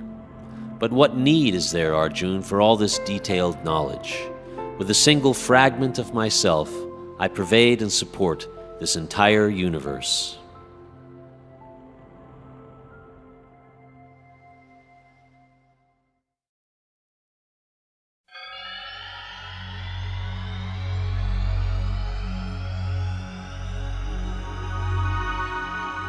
Chapter 11, The Universal Form. Arjuna said, I have heard your instruction on confidential spiritual matters, which you have so kindly delivered unto me, and my illusion is now dispelled. O lotus-eyed one, I have heard from you in detail about the appearance and disappearance of every living entity, as realized through your inexhaustible glories. O greatest of all personalities, O supreme form, though I see here before me your actual position, I yet wish to see how you have entered into this cosmic manifestation. I want to see that form of yours. If you think that I am able to behold your cosmic form, O my Lord, O Master of all mystic power, then kindly show me that universal self. The Blessed Lord said, My dear Arjuna, O son of Pritha, behold now my opulence, hundreds of thousands of varied divine forms, multicolored like the sea. O best of the Bhartas, see here the different manifestations of Adityas, Rudras, and all the demigods. Behold the many things which no one has ever seen or heard before. Whatever you wish to see can be seen all at once in this body. This universal form can show you all that you now desire, as well as whatever you may desire in the future. Everything is here completely. But you cannot see me with your present eyes. Therefore I give you divine eyes, by which you can behold my mystic opulence. Sanjaya said, O king, speaking thus, the Supreme, the Lord of all mystic power, the personality of Godhead, displayed his universal form to Arjuna. Arjuna saw in that universal form unlimited mouths and unlimited eyes. It was all wondrous. The form was decorated with divine, dazzling ornaments and arrayed in many garbs. He was garlanded gloriously, and there were many scents smeared over his body. All was magnificent, all expanding, unlimited. This was seen by Arjuna. If hundreds of thousands of suns rose up at once into the sky, they might resemble the effulgence of the Supreme Person in that universal form. At that time, Arjuna could see in the universal form of the Lord the unlimited expansions of the universe, situated in one place, although divided into many, many thousands. Then, bewildered and astonished, his hair standing on end, Arjuna began to pray with folded hands, offering obeisances to the Supreme Lord. Arjuna said, "My dear Lord Krishna, I see assembled together in your body all the demigods and various other living entities.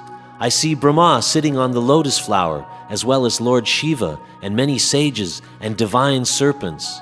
O Lord of the universe, I see in your universal body many, many forms, bellies, mouths, eyes, expanded without limit. There is no end, there is no beginning, and there is no middle to all this.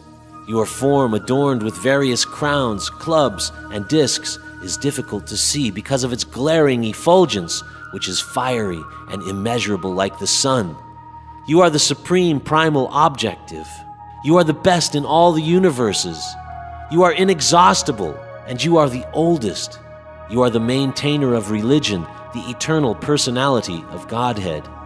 You are the origin without beginning, middle, or end. You have numberless arms, and the sun and moon are among your great unlimited eyes. By your own radiance, you are heating this entire universe. Although you are one, you are spread throughout the sky and the planets and all space between. O Great One, as I behold this terrible form, I see that all the planetary systems are perplexed. All the demigods are surrendering and entering into you. They are very much afraid, and with folded hands they are singing the Vedic hymns. The different manifestations of Lord Shiva, the Adityas, the Vashus, the Sadyas, and the Vishvadevas, the two Ashvins, the Maruts, the forefathers, and the Gandharvas, the Yakshas, Asuras, and all perfected demigods are beholding you in wonder. O mighty armed one, all the planets with their demigods are disturbed at seeing your many faces, eyes, arms, bellies, and legs, and your terrible teeth. As they are disturbed, so am I. O all-pervading Vishnu, I can no longer maintain my equilibrium. Seeing your radiant colors fill the skies and beholding your eyes and mouths, I am afraid. O Lord of lords, O refuge of the worlds, please be gracious to me. I cannot keep my balance, seeing thus your blazing death-like faces and awful teeth. In all directions I am bewildered. All the sons of Dhritarashtra, along with their allied kings, and Bhishma, Drona, and Karna, and all our soldiers are rushing into your mouths, their heads smashed by your fearful teeth. I see that some are being crushed between your teeth as well. As rivers flow into the sea, so all these great warriors enter your blazing mouths and perish. I see all people rushing with full speed into your mouths, as moths dash into a blazing fire. O Vishnu, I see you're devouring all people in your flaming mouths and covering the universe with your immeasurable rays, scorching the worlds you are manifest. O Lord of lords, so fierce of form, please tell me who you are. I offer my obeisances unto you. Please be gracious to me.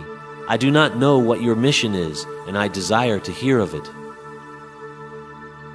The blessed Lord said, Time I am, destroyer of the worlds, and I have come to engage all people.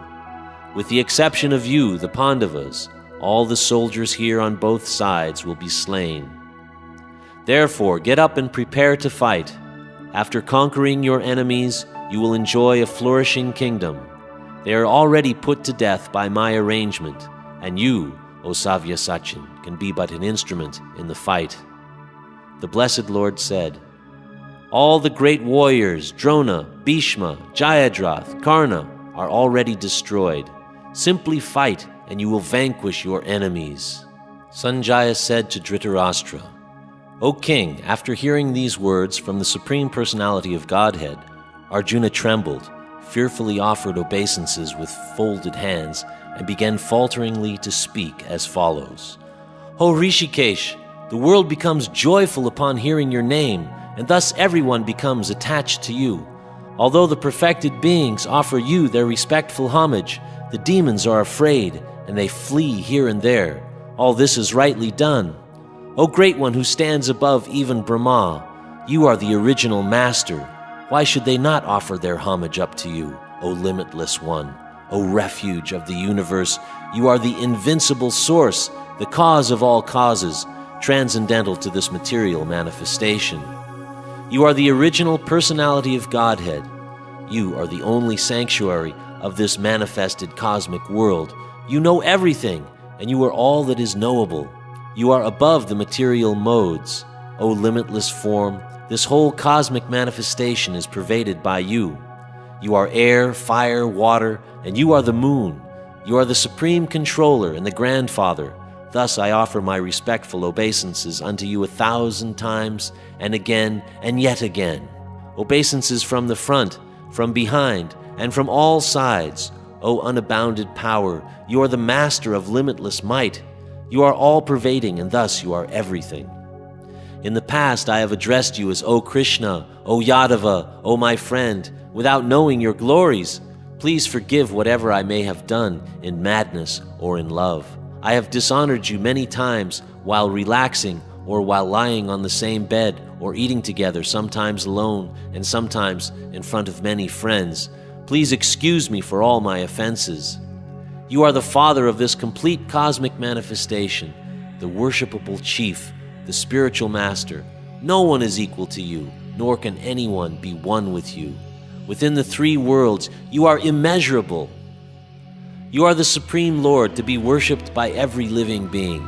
Thus I fall down to offer you my respects and ask your mercy. Please tolerate the wrongs that I may have done to you, and bear with me as a father with a son, or a friend with his friend, or a lover with his beloved. After seeing this universal form, which I have never seen before, I am gladdened, but at the same time my mind is disturbed with fear. Therefore, please bestow your grace upon me and reveal again your form as the personality of Godhead, O Lord of Lords, O abode of the universe. O universal Lord, I wish to see you in your four-armed form, with helmeted head and with club, wheel, conch, and lotus flower in your hands. I long to see you in that form. The Blessed Lord said, My dear Arjuna, happily do I show you this universal form within the material world by my internal potency. No one before you has ever seen this unlimited and glaringly effulgent form. O best of the Kuru warriors, no one before you has ever seen this universal form of mine. For neither by studying the Vedas, nor by performing sacrifices, nor by charities or similar activities can this form be seen. Only you have seen this. Your mind has been perturbed upon seeing this horrible feature of mine. Now let it be finished. My devotee, be free from all disturbance. With a peaceful mind, you can now see the form you desire. Sanjaya said to Dhritarashtra, The Supreme Personality of Godhead, Krishna, while speaking thus to Arjuna, displayed his real four-armed form, and at last he showed him his two-armed form, thus encouraging the fearful Arjuna.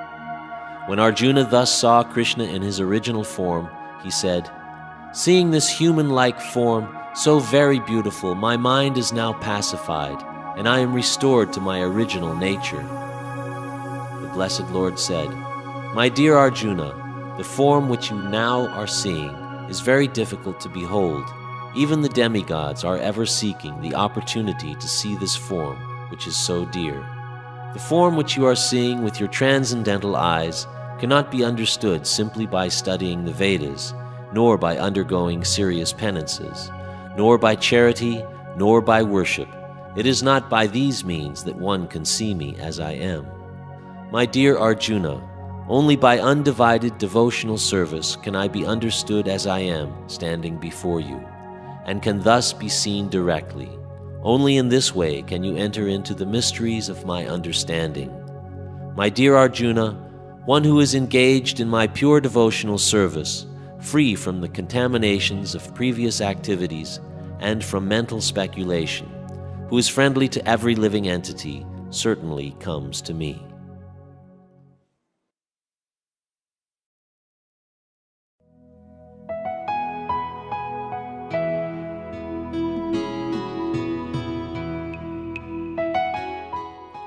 Chapter 12, Devotional Service. Arjuna inquired, which is considered to be more perfect, those who are properly engaged in your devotional service, or those who worship the impersonal Brahman, the unmanifested? The Blessed Lord said, he whose mind is fixed on my personal form, always engaged in worshiping me with great and transcendental faith, is considered by me to be most perfect. But those who fully worship the unmanifested, that which lies beyond the perception of the senses, the all-pervading, inconceivable, fixed, and immovable, the impersonal conception of the absolute truth, by controlling the various senses and being equally disposed to everyone, such persons, engaged in the welfare of all, at last achieve me. For those whose minds are attached to the unmanifested impersonal feature of the Supreme, advancement is very troublesome. To make progress in that discipline is always difficult for those who are embodied. For one who worships me, giving up all his activities unto me, and being devoted to me, without deviation, engaged in devotional service, and always meditating upon me, who has fixed his mind upon me, O son of Pritha, for him I am the swift deliverer from the ocean of birth and death. Just fix your mind upon me, the Supreme Personality of Godhead, and engage all your intelligence in me. Thus you will live in me always, without a doubt. My dear Arjuna, O winner of wealth, if you cannot fix your mind upon me without deviation, then follow the regulated principles of Bhakti Yoga. In this way you will develop a desire to attain to me. If you cannot practice the regulations of Bhakti Yoga, then just try to work for me, because by working for me, you will come to the perfect stage. If, however, you are unable to work in this consciousness, then try to act giving up all results of your work and try to be self-situated. If you cannot take to this practice, then engage yourself in the cultivation of knowledge. Better than knowledge, however, is meditation, and better than meditation is renunciation of the fruits of action, for by such renunciation one can attain peace of mind. One who is not envious, but who is a friend to all living entities, who does not think himself a proprietor, who is free from false ego, and equal both in happiness and distress, who is always satisfied and engaged in devotional service with determination, and whose mind and intelligence are in agreement with me, he is very dear to me. He for whom no one is put into difficulty, and who is not disturbed by anxiety, who is steady in happiness and distress, is very dear to me.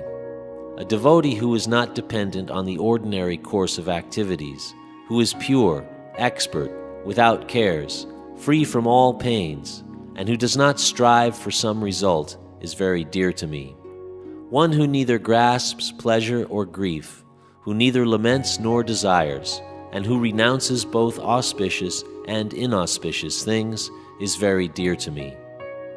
One who is equal to friends and enemies, who is equiposed in honor and dishonor, heat and cold, happiness and distress, fame and infamy, who is always free from contamination, always silent and satisfied with anything, who doesn't care for any residence, who is fixed in knowledge and engaged in devotional service, is very dear to me. He who follows this imperishable path of devotional service, and who completely engages himself with faith, making me the supreme goal, is very, very dear to me.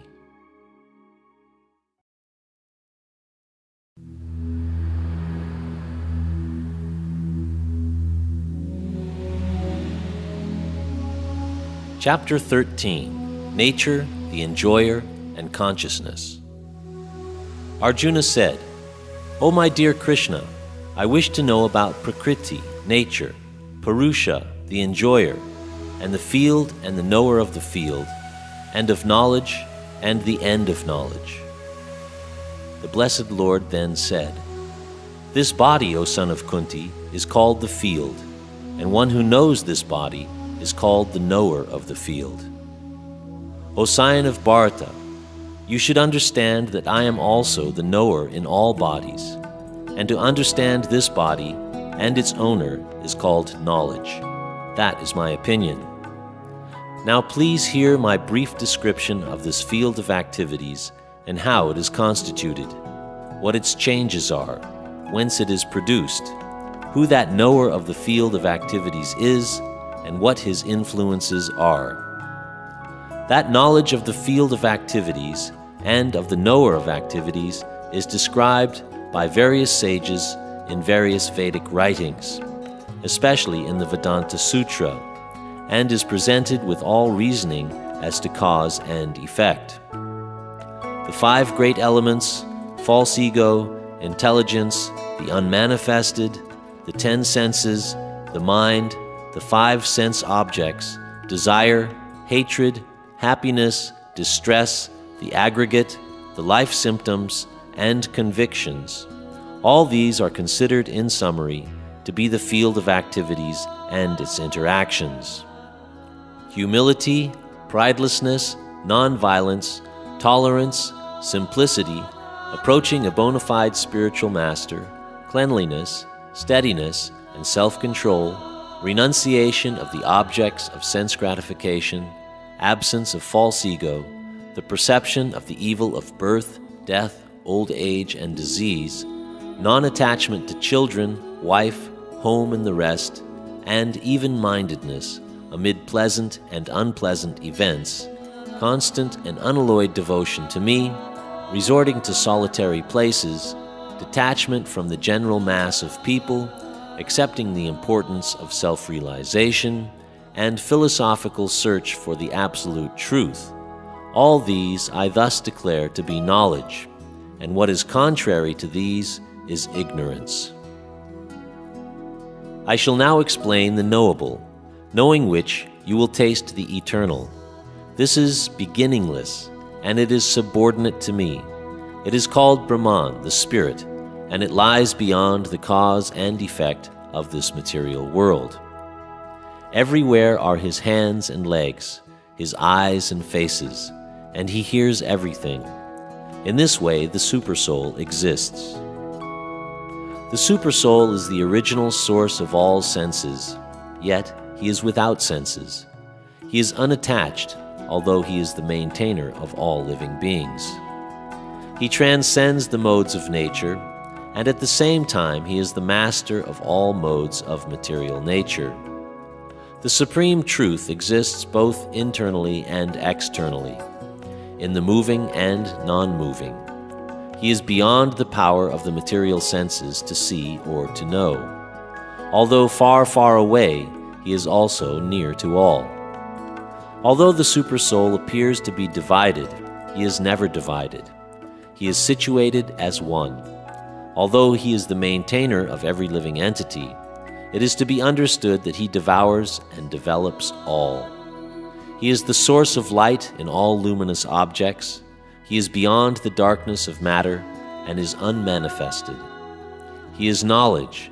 He is the object of knowledge, and he is the goal of knowledge. He is situated in everyone's heart. Thus the field of activities, the body, knowledge, and the knowable have been summarily described by me. Only my devotees can understand this thoroughly and thus attain to my nature. Material nature and the living entities should be understood to be beginningless. Their transformations and the modes of matter are products of material nature. Nature is said to be the cause of all material activities and effects, whereas the living entity is the cause of the various sufferings and enjoyments in this world. The living entity in material nature thus follows the ways of life, enjoying the three modes of nature. This is due to his association with that material nature. Thus he meets with good and evil amongst various species. Yet in this body there is another, a transcendental enjoyer who is the Lord, the supreme proprietor, who exists as the overseer and permitter, and who is known as the Supersoul. One who understands this philosophy concerning material nature, the living entity, and the interaction of the modes of nature is sure to attain liberation. He will not take birth here again, regardless of his present position. That Supersoul is perceived by some through meditation, by some through the cultivation of knowledge, and by others through working without fruitive desire. Again, there are those who, although not conversant in spiritual knowledge, begin to worship the Supreme Person upon hearing about him from others. Because of their tendency to hear from authorities, they also transcend the path of birth and death. O chief of the Bhartas, whatever you see in existence, both moving and unmoving, is only the combination of the field of activities and the knower of the field.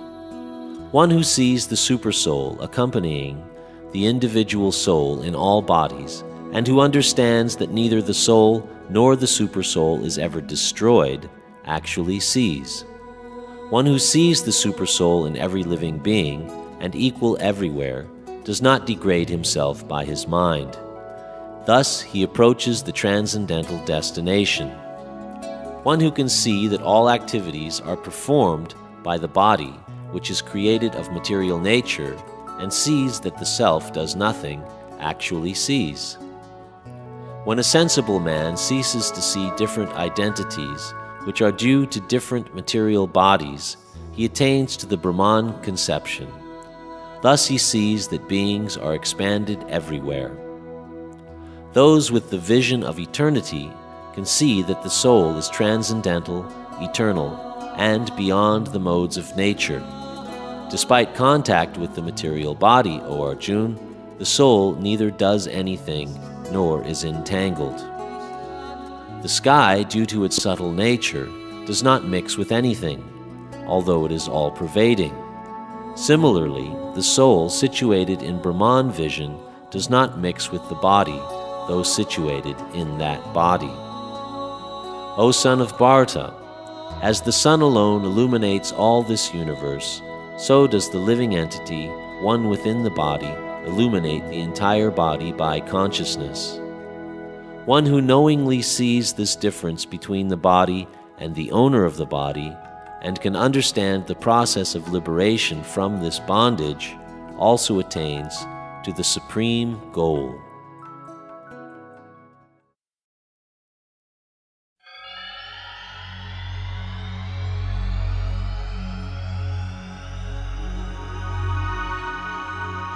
Chapter 14. The Three Modes of Material Nature. The Blessed Lord said, "Again I shall declare to you this supreme wisdom, the best of all knowledge, knowing which all the sages have attained to supreme perfection. By becoming fixed in this knowledge, one can attain to the transcendental nature, which is like my own nature. Thus established, one is not born at the time of creation, nor disturbed at the time of dissolution. The total material substance, called Brahman, is the source of birth, and it is that Brahman that I impregnate, making possible the births of all living beings, O son of Bharata. It should be understood that all species of life, O son of Kunti, are made possible by birth in this material nature, and that I am the seed-giving father. Material nature consists of the three modes, goodness, passion, and ignorance. When the living entity comes in contact with nature, he becomes conditioned by these modes. O sinless one, the mode of goodness, being purer than the others, is illuminating, and it frees one from all sinful reactions. Those situated in that mode develop knowledge, but they become conditioned by the concept of happiness. The mode of passion is born of unlimited desires and longings, O son of Kunti, and because of this, one is bound to material fruitive activities. O son of Bharata, the mode of ignorance causes the delusion of all living entities. The result of this mode is madness, indolence, and sleep, which bind the conditioned soul. The mode of goodness conditions one to happiness. Passion conditions him to the fruits of action, and ignorance to madness. Sometimes the mode of passion becomes prominent, defeating the mode of goodness, O son of Bharata. And sometimes the mode of goodness defeats passion, and at other times the mode of ignorance defeats goodness and passion.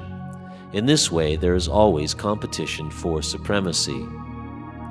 The manifestations of the mode of goodness can be experienced when all the gates of the body are illuminated by knowledge.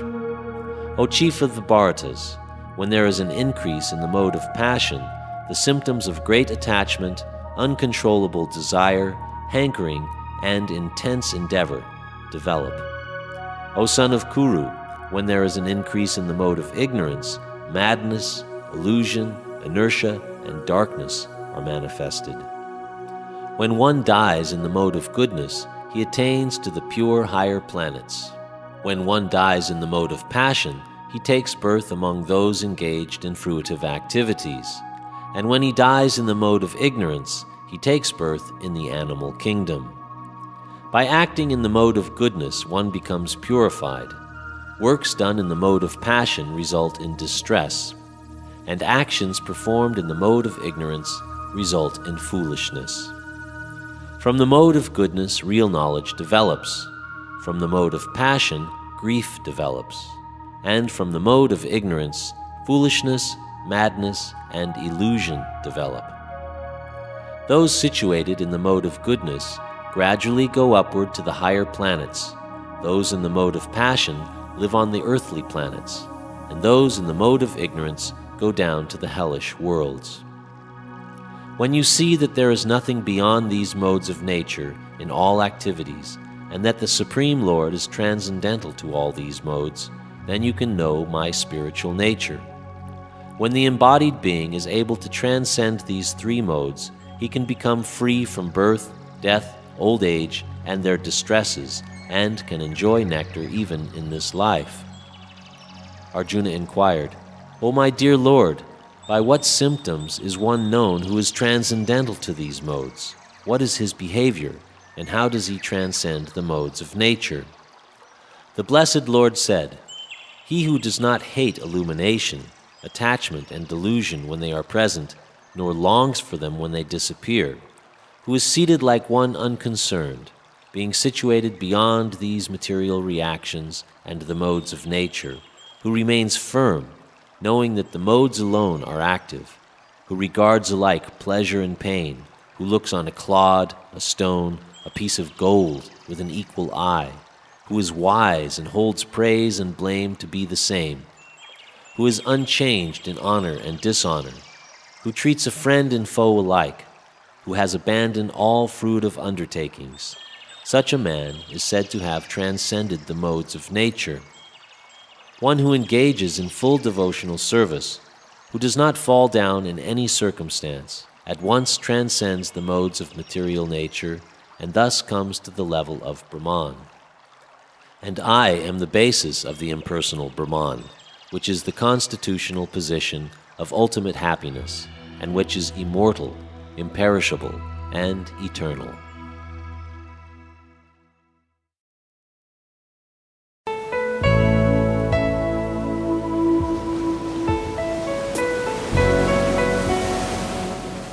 Chapter 15.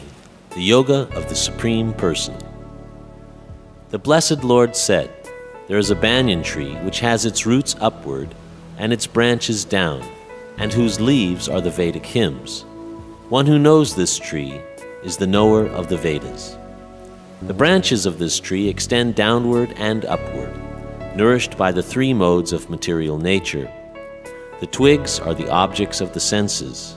This tree also has roots going down, and these are bound to the fruitive actions of human society. The real form of this tree cannot be perceived in this world. No one can understand where it ends, where it begins, or where its foundation is. But with determination, one must cut down this tree with the weapon of detachment. So doing, one must seek that place from which, having once gone, one never returns, and there surrender to that Supreme Personality of Godhead, from whom everything has begun and in whom everything is abiding since time immemorial. One who is free from illusion, false prestige, and false association, who understands the eternal, who is done with material lust, and is freed from the duality of happiness and distress, and who knows how to surrender unto the Supreme Person, attains to that eternal kingdom. That abode of mine is not illumined by the sun or moon, nor by electricity.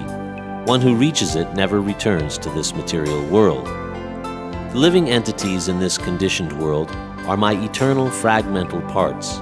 Due to conditioned life, they are struggling very hard with the six senses, which include the mind. The living entity in the material world carries his different conceptions of life from one body to another, as the air carries aromas. The living entity, thus taking another gross body, obtains a certain type of ear, tongue, and nose, and sense of touch, which are grouped about the mind.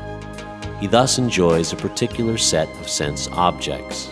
The foolish cannot understand how a living entity can quit his body, nor can they understand what sort of body he enjoys under the spell of the modes of nature. But one whose eyes are trained in knowledge can see all this. The endeavoring transcendentalist, who is situated in self-realization, can see all this clearly. But those who are not situated in self-realization cannot see what is taking place, though they may try to. The splendor of the sun, which dissipates the darkness of this whole world, comes from me, and the splendor of the moon and the splendor of fire are also from me. I enter into each planet, and by my energy they stay in orbit.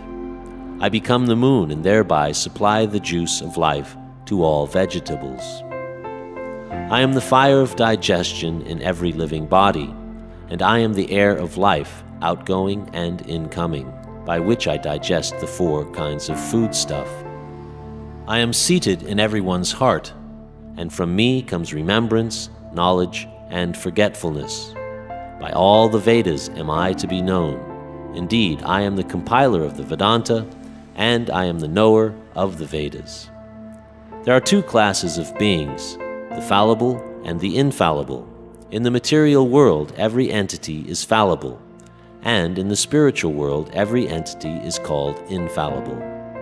Besides these two, there is the greatest living personality, the Lord Himself, who has entered into these worlds and is maintaining them. Because I am transcendental, beyond both the fallible and the infallible, and because I am the greatest, I am celebrated both in the world and in the Vedas as that Supreme Person.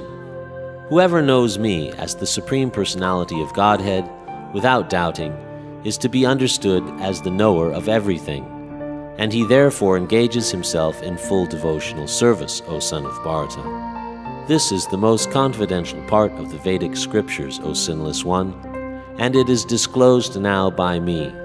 Whoever understands this will become wise, and his endeavors will know perfection.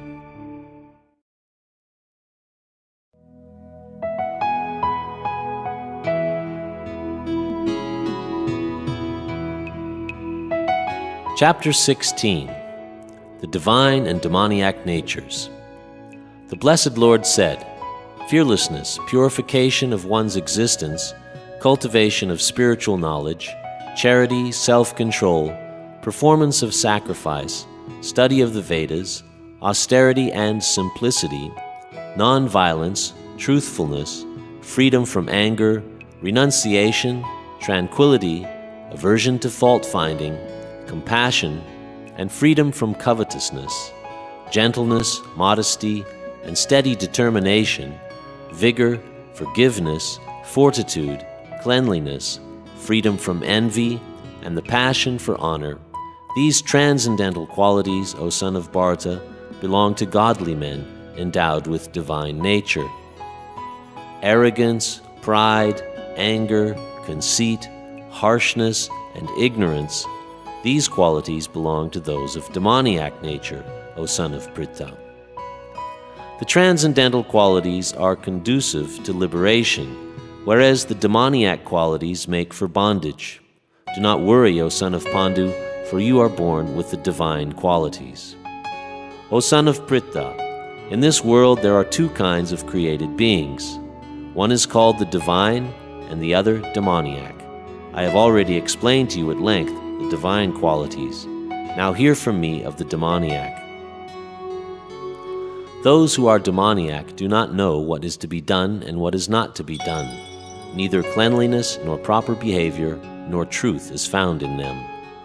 They say that this world is unreal, that there is no foundation, and that there is no God in control.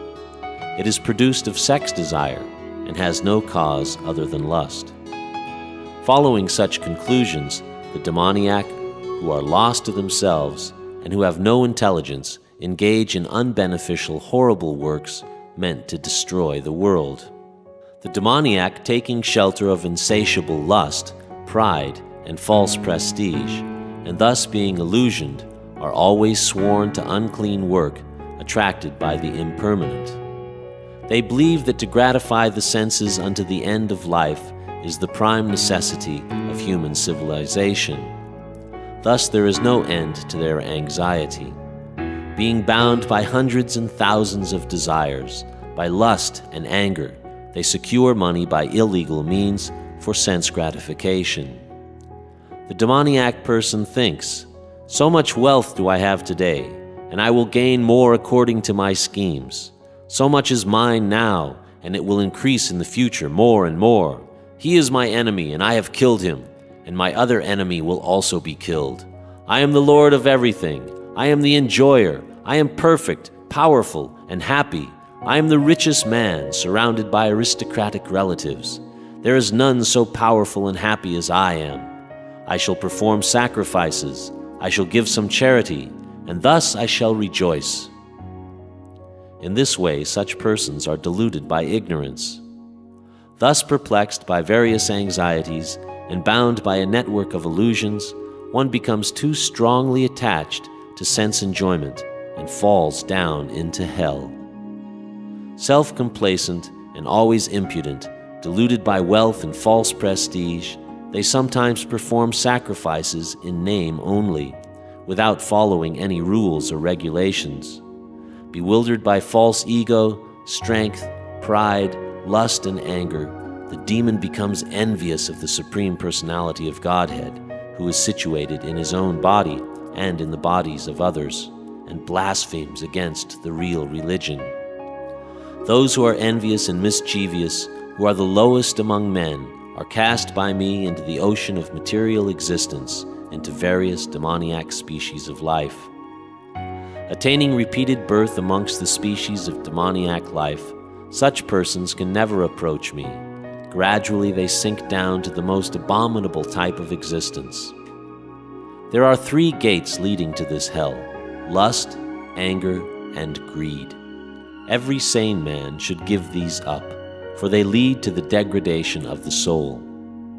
The man who has escaped these 3 gates of hell, O son of Kunti, performs acts conducive to self-realization, and thus gradually attains the supreme destination. But he who discards scriptural injunctions and acts according to his own whims attains neither perfection nor happiness, nor the supreme destination. One should understand what is duty and what is not duty by the regulations of the scriptures. Knowing such rules and regulations, one should act so that he may gradually be elevated.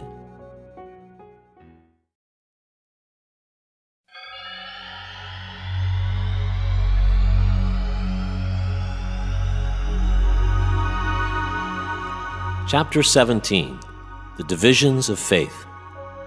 Arjuna said, "O Krishna, what is the situation of one who does not follow the principles of Scripture, but worships according to his own imagination? Is he in goodness, in passion, or in ignorance? The Supreme Lord said, according to the modes of nature acquired by the embodied soul, one's faith can be of three kinds: goodness, passion, or ignorance. Now hear about these. According to one's existence under the various modes of nature, one evolves a particular kind of faith. The living being is said to be of a particular faith according to the modes he has acquired. Men in the mode of goodness worship the demigods. Those in the mode of passion worship the demons. And those in the mode of ignorance worship ghosts and spirits. Those who undergo severe austerities and penances not recommended in the scriptures, performing them out of pride, egotism, lust, and attachment, who are impelled by passion and who torture their bodily organs, as well as the supersoul dwelling within, are to be known as demons. Even food of which all partake is of three kinds, according to the three modes of material nature. The same is true of sacrifice, austerities, and charity. Listen, and I shall tell you of the distinctions of these. Food in the mode of goodness increases the duration of life, purify one's existence, and gives strength, health, happiness, and satisfaction. Such nourishing foods are sweet, juicy, fattening, and palatable. Foods that are too bitter, too sour, salty, pungent, dry, and hot are liked by people in the modes of passion. Such foods cause pain, distress, and disease. Food cooked more than 3 hours before being eaten, which is tasteless, stale, putrid, decomposed, and unclean, is food liked by people in the mode of ignorance. Of sacrifices, that sacrifice performed according to duty and to scriptural rules, and with no expectation of reward, is of the nature of goodness. But that sacrifice performed for some material end or benefit or performed ostentatiously out of pride is of the nature of passion, O chief of the Bharatas. And that sacrifice performed in defiance of scriptural injunctions, in which no spiritual food is distributed, no hymns are chanted, and no remunerations are made to the priests, and which is faithless, that sacrifice is of the nature of ignorance. The austerity of the body consists in this: worship of the Supreme Lord, the Brahmanas, the spiritual master, and superiors like the father and mother. Cleanliness, simplicity, celibacy, and non-violence are also austerities of the body. Austerity of speech consists in speaking truthfully and beneficially and avoiding speech that offends. One should also recite the Vedas regularly. And serenity, simplicity, gravity, self-control, and purity of thought are the austerities of the mind. This threefold austerity practiced by men whose aim is not to benefit themselves materially, but to please the Supreme, is of the nature of goodness. Those ostentatious penances and austerities which are performed in order to gain respect, honor, and reverence are said to be in the mode of passion.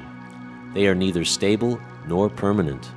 And those penances and austerities which are performed foolishly by means of obstinate self-torture or to destroy or injure others are said to be in the mode of ignorance.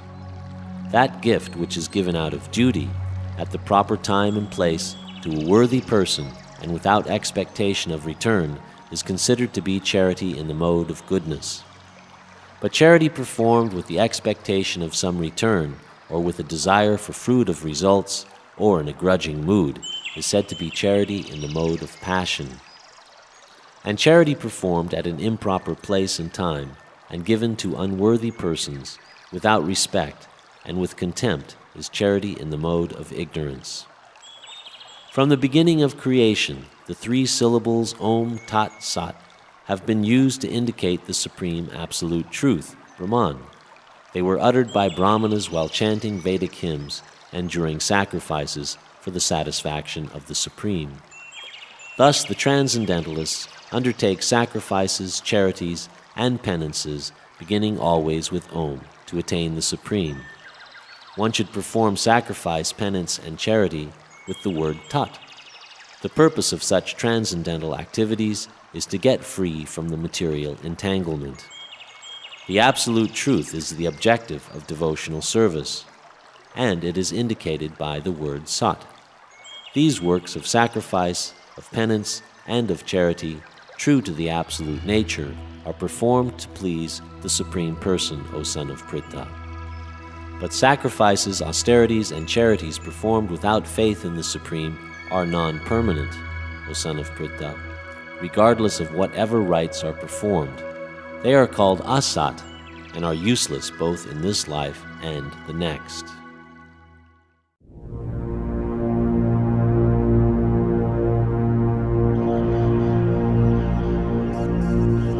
Chapter 18, Conclusion, the Perfection of Renunciation.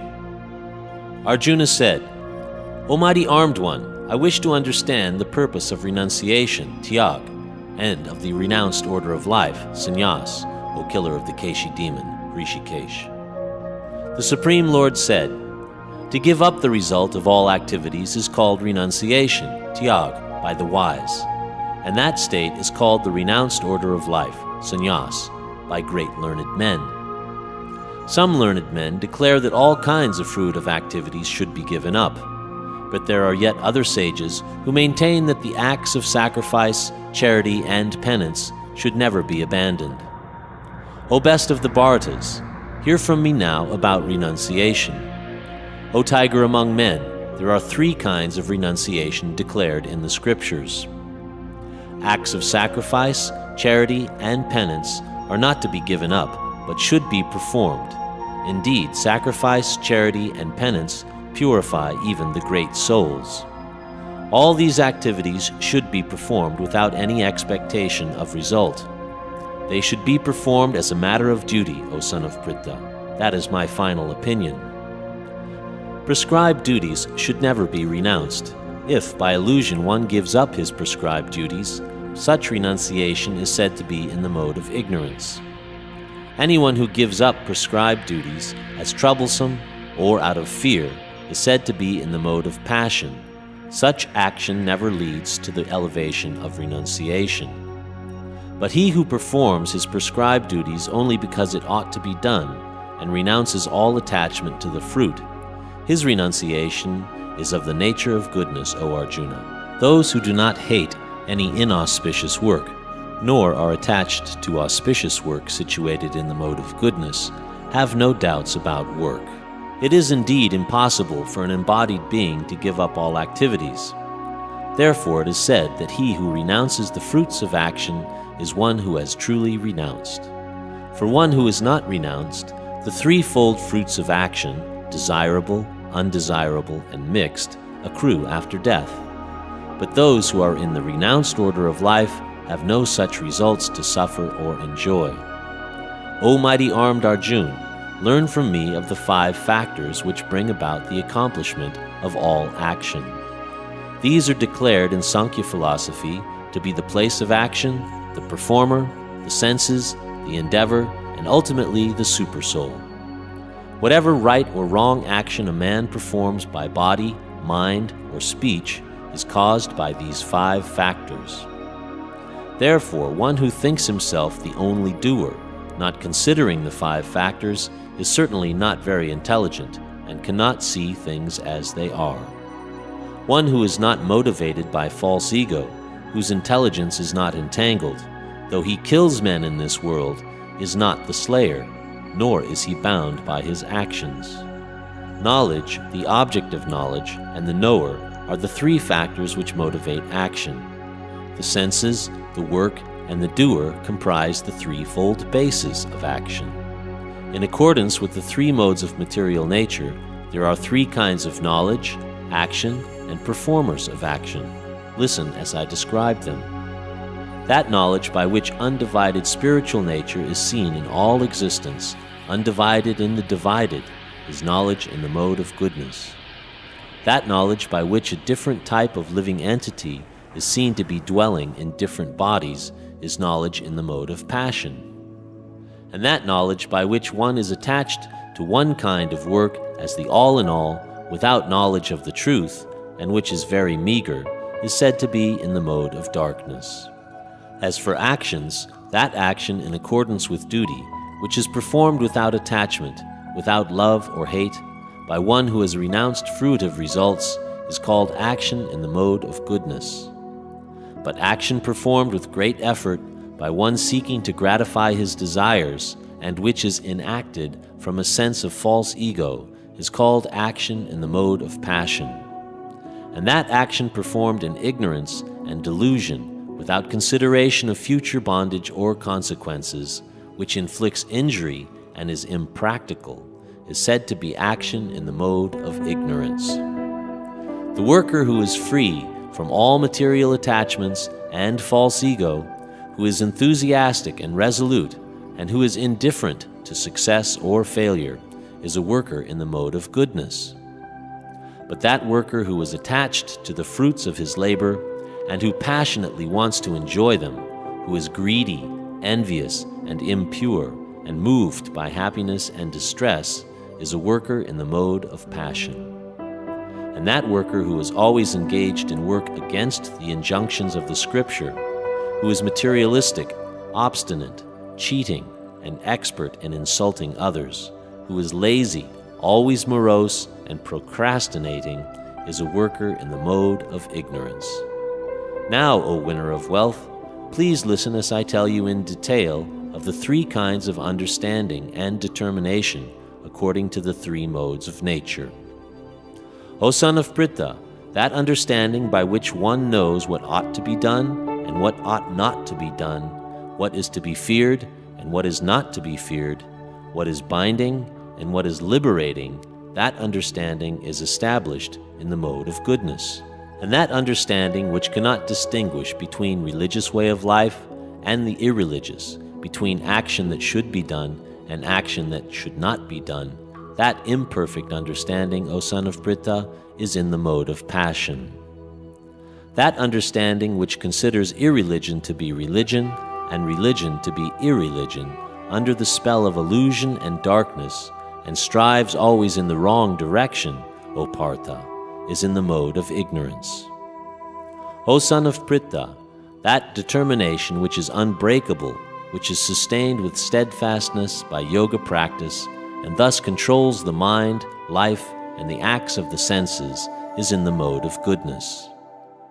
And that determination by which one holds fast to fruit of result in religion, economic development, and sense gratification is of the nature of passion, O Arjuna. And that determination which cannot go beyond dreaming, fearfulness, lamentation, moroseness, and illusion, such unintelligent determination is in the mode of darkness.